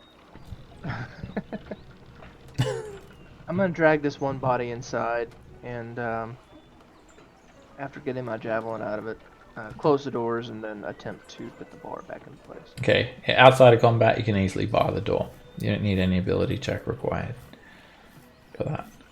So, alright. When Lily mentions this, like, Forgotten God then, you recall something about, like, the way the Yakfolk worship them. You see, it is said that the Forgotten God journeyed to the elemental plane of Earth, and through guile and deception defeated Grand Khan of the Tao. The price of the defeat was harsh. The Tao were first to serve the Forgotten God and its minions, and forbidden to attack them for 1,000 years and a year. The sentence has expired though, and Yakfolk can no longer summon Tao as they once did, but fear of the Forgotten God has kept the Tao from seeking vengeance. And you're actually surprised that the Yakfolk didn't summon up some sort of, like, at least an earth elemental. But yeah, they even are said to have some sort of ability, like, that they can, like, magically enslave other creatures as well. And their deity is appeased by sacrifice, which follows carry out by offering slaves in the manner of elemental, by fire, which would be immolation, by earth, a live burial, by water, a drowning, or by air, throwing them from a great height.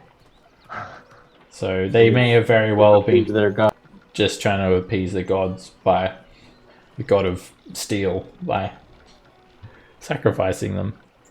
Yeah, these Yakfolk seem very spiteful because they instantly slayed the slaves, like, without any second thought. They're all dead now, as far as you can tell. I want to go over and pick up the sword that the chief was using. Alright, it's a very impressive weapon. The blade is actually pink, and kind of looks like the curvature of the blade and whatnot kind of looks like an ox's tongue, and you can, like, feel this heat emanating off the blade. And again, you did see that the Yakfolk was able to sheath it in flames somehow. It's a magic greatsword, and although it is absolutely massive in your hands, Norin, it actually shrinks down to fit your hands when held.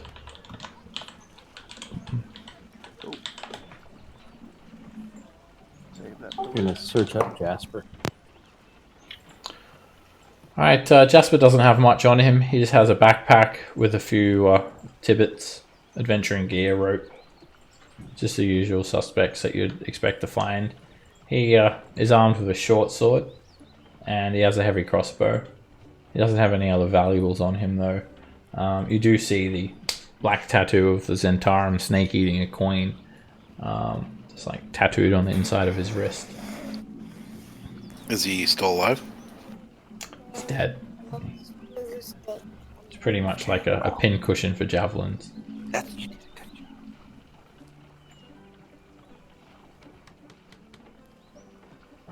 Well, while we're here, I suppose we should at least look around, see what we can find.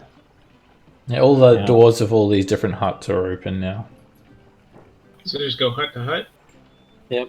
Yeah, let's do it. before that, can we check the chieftain and the two that were casting spells? Weren't there two? Yes. Hard to tell them apart from others that have died. They have But, like a dream catcher in their hand. Yeah, they've both got a holy symbol. So, yeah, it looks like a dream catcher. There's two of them. They're worth 25 GP each. It's a holy symbol of the 4 elements.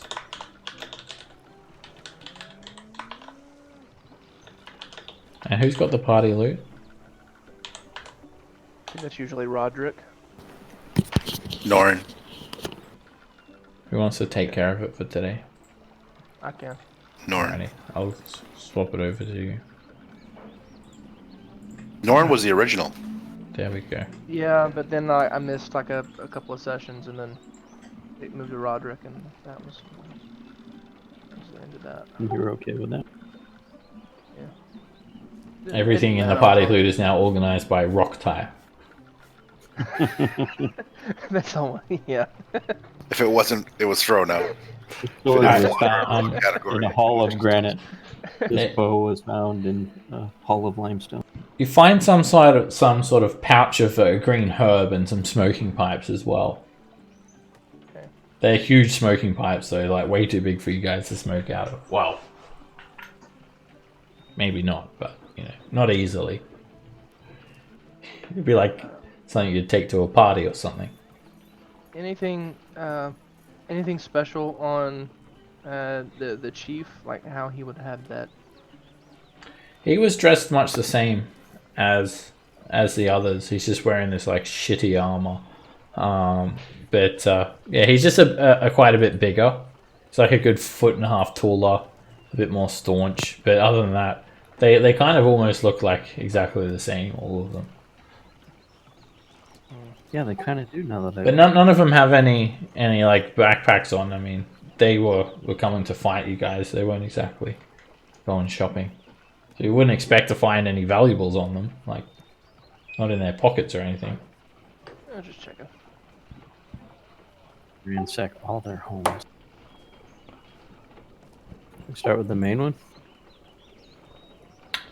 Alright, you notice that these wooden doors actually have a beaded curtain that you walk through.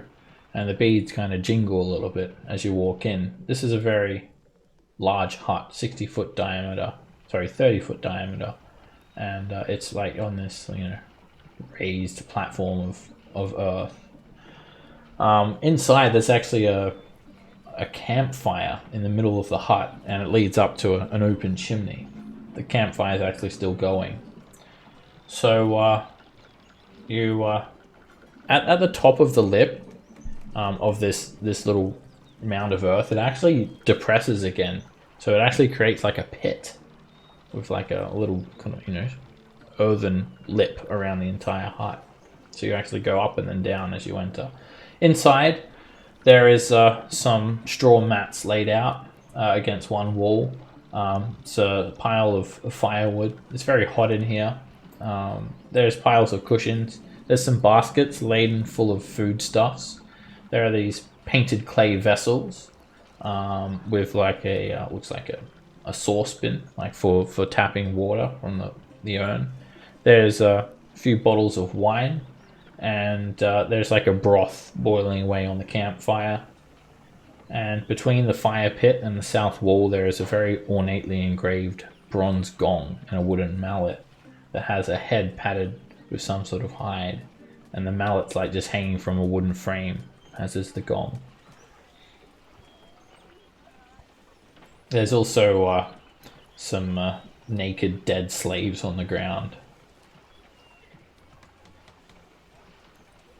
2 naked halflings. Don't. Oh. Just halflings. Yeah, don't like what that might have entailed. I'm going to do something I almost never do. I'm going to use my Furbolg magic to cast Detect Magic. And I'll just kind of like run around the huts and see if I can find anything. Okay, so first of Still all, have- the sword detects magic, of course, and now you detect a vague source of magic coming from underneath this big pile of cushions near some baskets. Wait, you're a furbolg? I've been the whole time. It's hard to tell because the antlers, I know. Actually, Everyone thought it was only like- found that out like 2 weeks ago. Thought it was an elk folk. Or something. I thought they were part of his hat. they are. Like, I take my helmet off and they come off with it. Yeah, I'll go check that out. All right, you take the pillows and you start taking them off and move the baskets out of the way, and there's actually 4 wooden chests hidden underneath the pillows. Each Oh, how one about that? sports a lock. Can I check for traps? Yeah, you can make a Okay. perception check. I'm gonna check for traps out here. In this big open field. I'll guidance myself.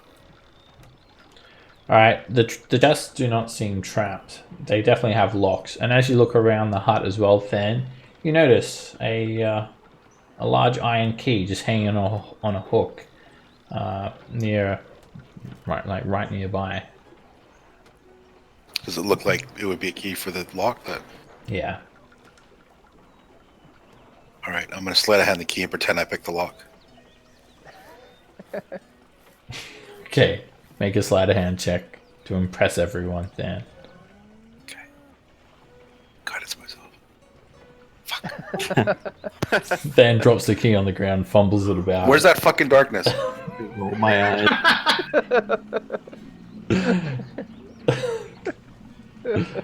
And yeah, everyone's attention is drawn to you, Than, as you like handling this key. It, like, drops at your feet. Makes it really like it like, you don't know how this is possible. But it like kind of, when you pick it up again, it slips out of your hand and flies over and hits the gong. Louder than the waterfall. All right. Anyway, you open the first chest and it's full of coins. There is 480 gold pieces, and this is going to take you guys an hour as well to count all this up. So, if you wish, you may as well take a short rest. Also, the darkness will go down during the 10 minutes. And I guess my detect magic will go away too, but hopefully I won't. It's up for now. I mean, you did locate these chests. Only one of them has magic coming off of it. Okay. So the second chest contains a clay jug painted with images of flying genie, or djinn, however you pronounce it. Jinn. It's worth 25 gold pieces, and it's actually packed in straw, like it's ready for shipping or something. Is it full of gin? It could be. The third chest is full of weapons, and they're all regular sized, suggesting that they were taken from prisoners. There's 3 short swords, 4 daggers, 2 battle axes, 3 short bows, and 3 quivers with some arrows in them.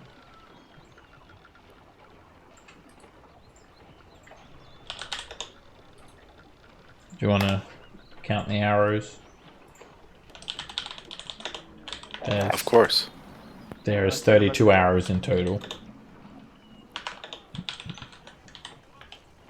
And the fourth chest is the one that emanates the magic. You unlock it, and the first thing you see is a pair of electrum braces embossed with dwarven faces. And the junk value of the electrum is 250 gold pieces for the pair. And there's some magic items in there as well.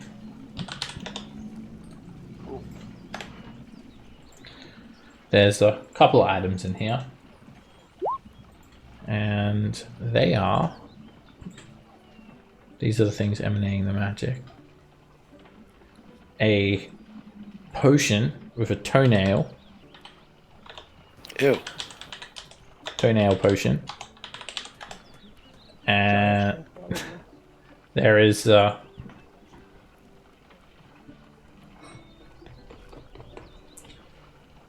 let me just check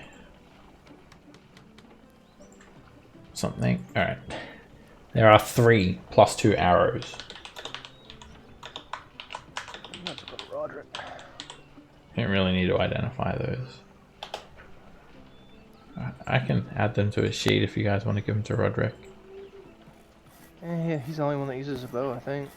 Let's just make sure he comes back. Alright, I'll give him that +2 arrows. And, yeah. The potion, you guys can take a quick sip of it if you want to drink some toenail. I think You already had one? Norn had one at one point. If it's a potion of giant strength of some sort. It is. It's a potion of frost giant strength. Yep, that's exactly what Norn had. There's another one. Anybody mind if I take that? Go for Fine it. with me. Nope. I don't know. It's kind of a sorcerer thing. Give it to Quite me. honestly, I don't need it. And then I used it Wow. on the. It would lower Than's strength. Yeah, it would Oh, actually jeez. it would actually hinder me, Norrin. So please. I just imagine Thon posing all the time, doing little flexes. Alright, His gauntlets gleaming the entire time. does anyone want to check out this It's natural. great sword? I would hand it off to, like, do we have an identify spell? Yes. I can't Well, we are- visually identify. We're taking a rest, so Yeah, you're not gonna use it, are you? If you I was gonna give identify it- it beforehand, you can I was gonna give it do it. Lily to identify just in case it has a curse on it or something. Oh, right. Identify is usually the better choice rather than just swinging it around if you can help it. It'll turn you into a yak. Identify doesn't actually reveal curses, but Yeah, it if it does require attunement, well, it might, but usually it doesn't. If it does require attunement, though, you'd be able to attune to it this short rest. So, Norn's not going to attune to it anyway, so. okay. I tell him it's cursed anyway. Alright, so your ritual casting Identify, Lily? Yeah, I'll do that. Okay. It's a flame tongue greatsword called Ox Tongue. You can use Cursed a bonus flame. action to cause it to erupt in flames, and it sheds 80 feet of light. And when the sword is ablaze, it does an extra 2d6 fire damage to any target it hits. It does require attunement. No one ever has a flame tongue rapier. Of course not. Would anybody use it if You could like, if you get some downtime, you could modify it, turn it into a rapier or something. You can modify magic items. Oh, I would say for now, let Rend have it, so when How we're do you not modify fighting giants. You could, like, same way you craft a magic item. Through magic. well, unless anybody objects? Oh, then through magic. I'll attune Oh, to it. okay. Unless somebody else wants to use it. Ren steps up. I'll- I'll Can't, take it. can't use it without changing it. Not I Ren, will- I mean Roderick. I'll magically change it to a short sword and I'll take it. It will take some time. And Okay, resources. You we have got to about an hour. reforge it, basically. We got about an hour. I probably can pull it off. Now. Yeah, just squeeze the greatsword until it Hey. shrinks down to a rapier then. Forgery kit, no. I can All forge right. my way through it. No one else wants it, so I mean, I would say it'd be Well, good for Rend Rend does. when we're not fighting giants. yeah. Alright, good for Ren. Yeah, it might be good against fire giants as well.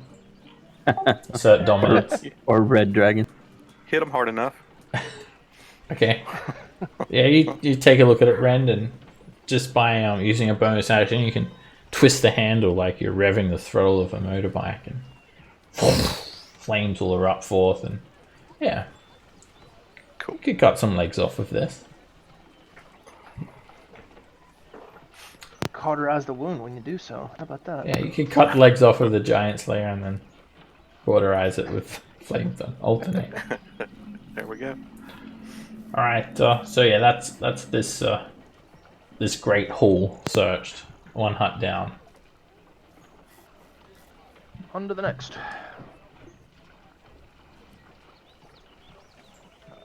How about this one? All right, this one just looks like a family hut. There's just a dead slave on the ground, and it has hanging on the walls though these masks, and the walls as well. They've got all these colorfully painted murals. It looks like some sort of depiction of a landscape of the elemental plane of Earth colliding with the elemental plane of water. This great waterfall gushing down into an earthen plane. Anyway, it's the gemstones that you want, and there are 4 of them, and they're semi-precious. All up, the masks are worth 250 GP each. 1,000 gold. Notice a lot of broken china. 250,000 gold each? Wow, that's pretty good. 250. There we go. And then, yeah, the place has been absolutely trashed.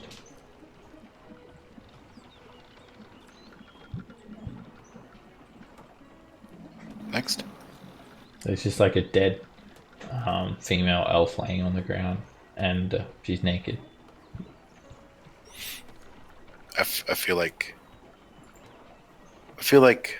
I'm gonna start gathering the bodies of all the dead people.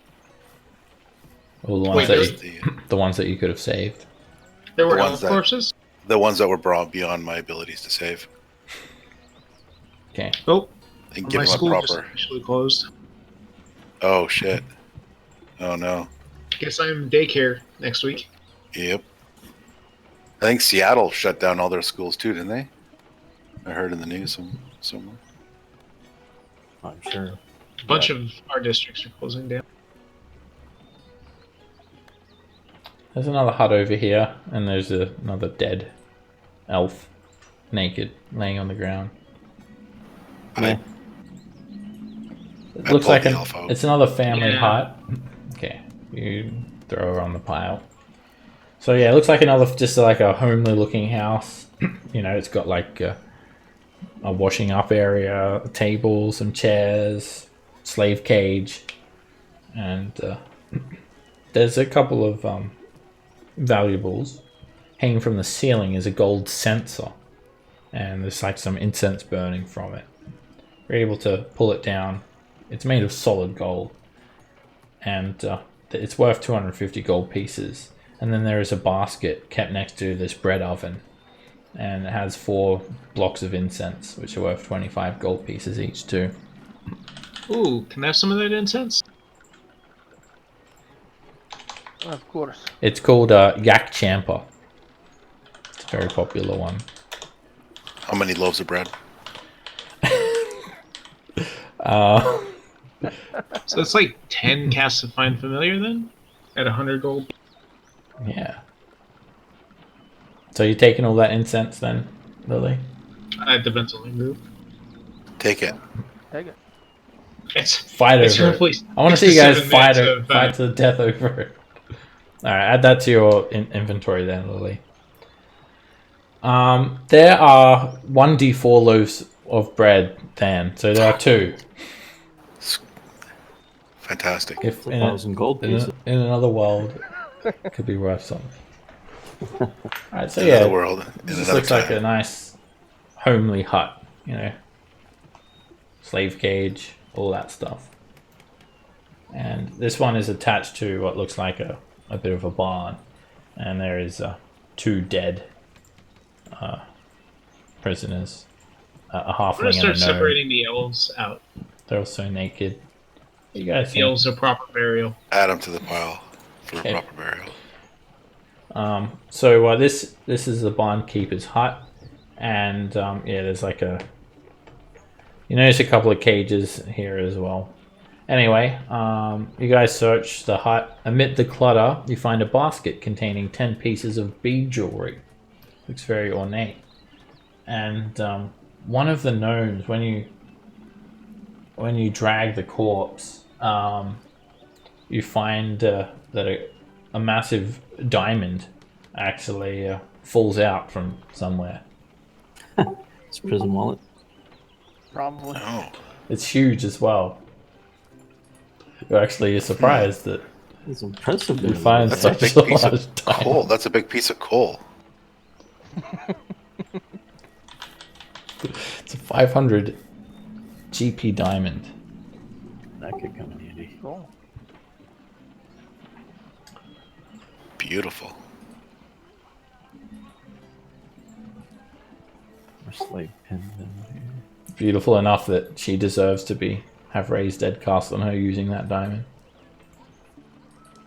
No. Alright, up ahead. You go to the next. We're not that nice. Alright, this is a barn, and there's at the back there's a large chicken coop, there's some muddy stalls, there's a few boars, and a few yaks. It's pretty funny because the yaks keep Yakfolk. And the boars are just feeding away, and they're like in this pen out the back. Inside here there's like some shelves and some bags of seeds, and there's like a hatchery for some eggs and whatnot in here, and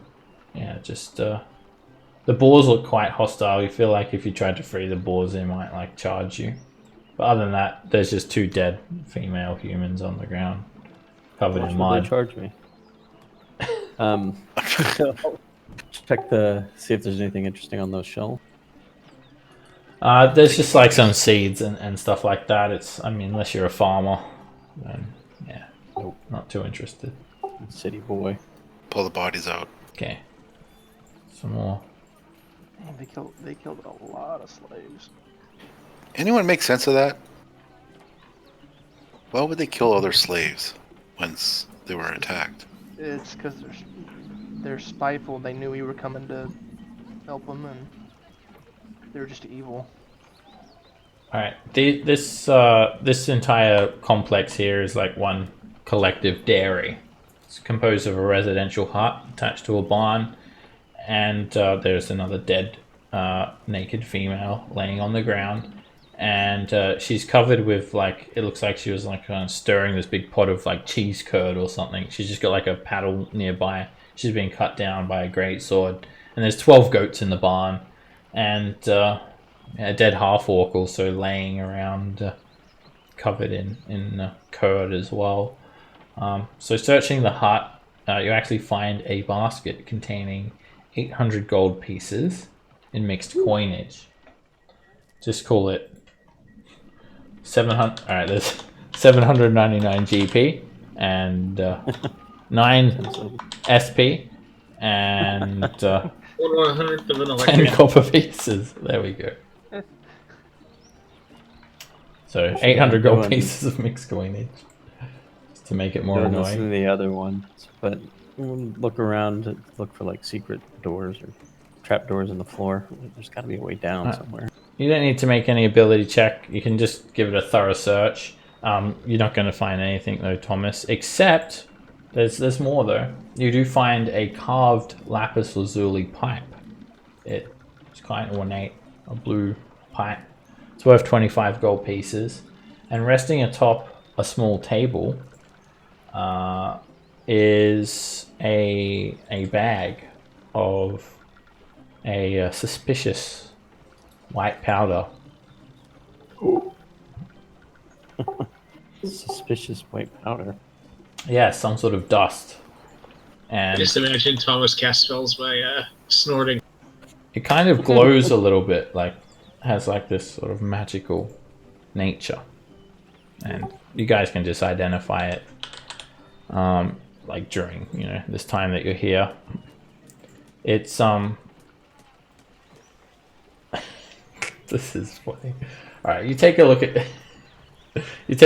closer look at the pouch, Thomas, and it's made from some sort of brown leather, and like it's just got like a stopper, and the stopper is shaped like a nose. Like a nose? Yeah. You take the nose stopper out, and there's like this powder. It resembles very fine sand, and when you guys Thomas makes this discovery and swears to you that he hasn't touched it, Thomas's nose is missing. What? It's invisible. Well, that's got to be a pretty sight. Oh, it's dust of disappearance. Alright, Okay. so Looks like skeleton. alright, all of a sudden, Thomas, I need you to make a constitution save. Oh, it's sneezing. Alright, you feel like you're about to sneeze, Thomas, but then you hold it in. And at first, you think it's dust of disappearance, but actually, it's dust of sneezing and choking. Oh, Look at that. Ah, it's so funny. The nose. nice.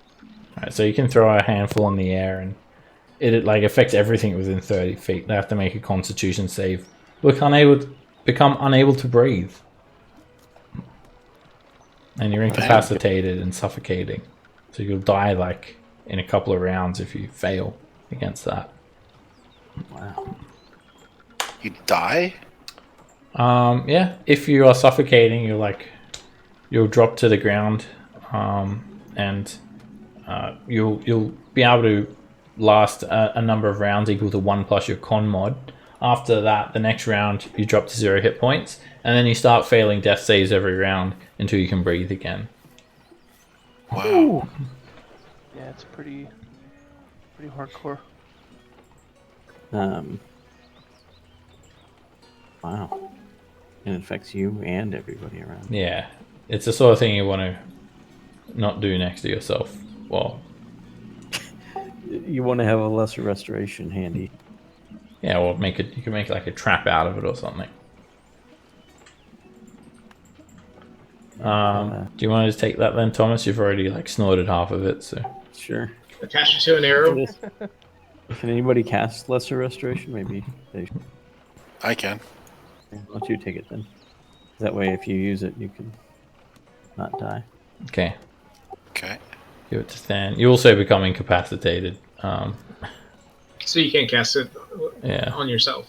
Oh, maybe that's not a good idea then. Yeah. And I give it back to you. Say thanks, but no thanks.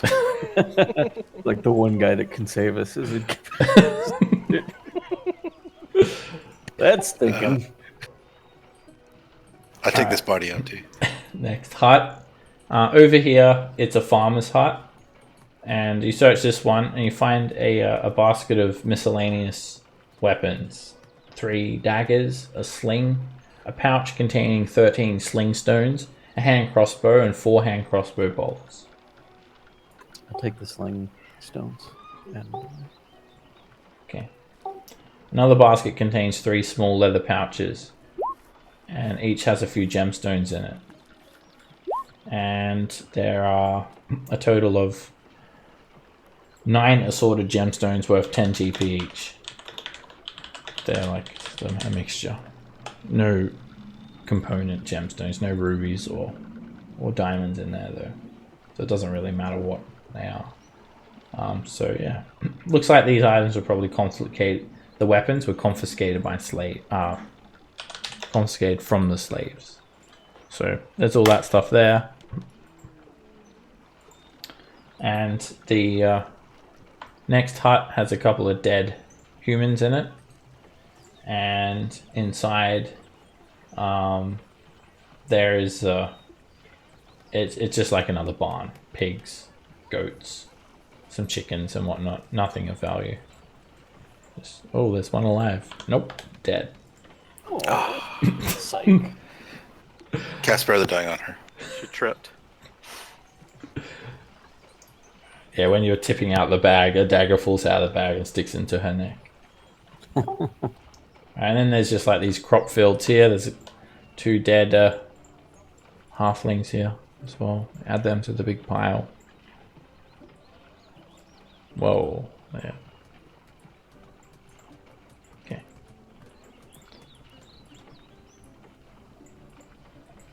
And yeah, you've searched all these huts now. You've searched the entire village. We didn't say what looks like any way down. Alright, well, set into the walls here, you do see a massive set of doors. These ones are made from thick-looking iron. They're the only perceivable way down. Like, I mean, due to process of elimination. All up there is also 13 dead Yakfolk and 13 dead slaves. There's still the whole So, other plateau, how many- right? How many slaves did we leave behind at the camp when we took off from the ship? All right. They're not all here. Some of the They're not all there, okay. some of the gnomes, some of the gnomes, and there's not a single dwarf here. So they must be somewhere else. There's still hope, guys. I'm not concerned about the doors, but I'm definitely going to do a little religious service for these. For the humans. For the I mean, halflings. the humans and halflings can be in the general vicinity. It's not for them. All right, Lily, you want to say a few words? Make a religion check. All right, you give him a good send-off. A traditional elvish send-off. And you hope that you've guided their souls to Corella and Lorathian, or wherever they may go. We'll see them again. Okay, you also get Jasper in that as well, so Jasper's going to go to heaven now.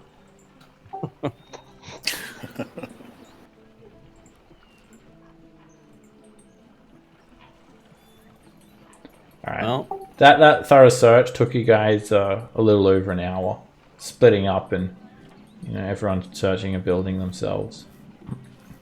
You're also taking a short rest during that time if you want. Just not really doing anything too strenuous. And then about noon. you've got like only two other perceivable ways for the other village, and then the other section of the village, and then these doors, these massive doors. They left that other village to run over here, so that way should be pretty easy to go. Well, 3 or 4 left from over there, right?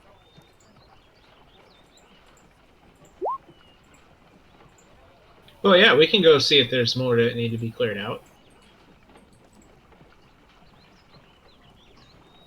So through these doors? Well, maybe we go check out the other part of the village. Yep. Okay. Lily's over at the door for the other village. Okay. How you guys take this enormous, sturdy log off of the bracket? And I thought it was already off. Will we put it back I on? think no, somebody not put it for back long. on, yeah. Oh, right. You can see the doors to the other side of the village are just still open.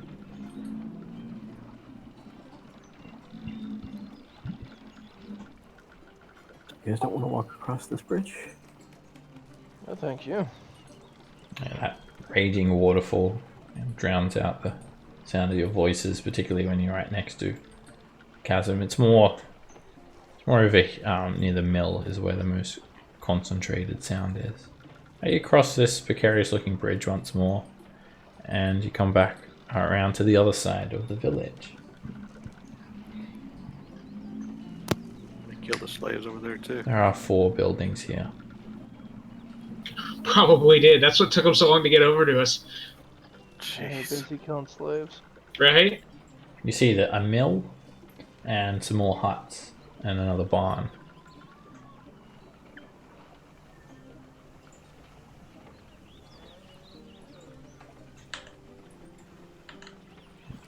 Start at midnight. So you said we went through a short rest, right? Yeah. There are 2 dead dwarves in this room, and this is like a large mill. We can see this enormous water wheel connected to the building and using the river to generate some sort of power. And Can I use that time to resummon a familiar? Sure. Alright, so as you guys are looking around, you do notice that there is access to a large cave through this area where the water wheel is. However, you'd have to try and get through the spokes. You'd have to time it to try and jump through the spokes of this wheel that's turning. That wouldn't go wrong. I think. Just from Easy the peasy. Ren, you go first. Alright, you do notice positioning, another thing. it looks like we could get there through the iron doors. You could try and get through the door. Yeah, there's a whole nother set of doors. You notice that one of these huts does not have an open door. This one over here, the door is still closed. Which one? The smallest one to the southeast. Better not be a Can I baby yak. search? Is there an obvious door, or should I? Yeah, the door's facing the Start. side. Can I hear anything on the other side if I listen? Make a perception. Actually, sorry, the door is not on that side. It's on the other side, Dan. It's like facing the interior. Alright, make a perception check. They made that hut sit in the corner.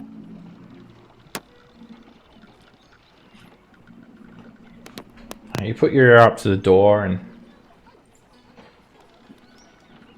you hear some grunting coming from within.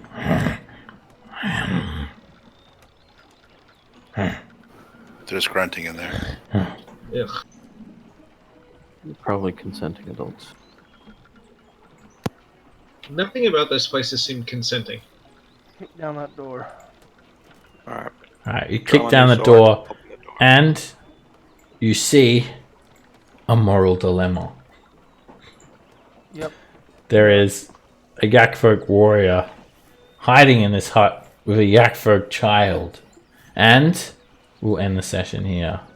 What will you do? If it was just the child, I think we'd be okay. But We since it's found a 2 Yakfolk warrior- corpses. If it was just a child, Yeah. yeah, you could easily handle that. But with a warrior, I'm not sure if you could take both of them. Well, no, I'm saying that if it's a child, they're very impressionable. We just They're easy "Oh, to no, throw don't off. worry." They're easy to So- throw off the bridge. Remember, they're like scorpions. Not what I was the baby saying, but ones are the okay. most dangerous. Well, are they considered veal? Oh man. We haven't decided. Figure out if- I can't Norn, figure out if they're off- Norn needs to go for a walk. We'll take care of this. Just walk away, bud. Alrighty, there's just one Yakfolk left, hiding in this room with its young.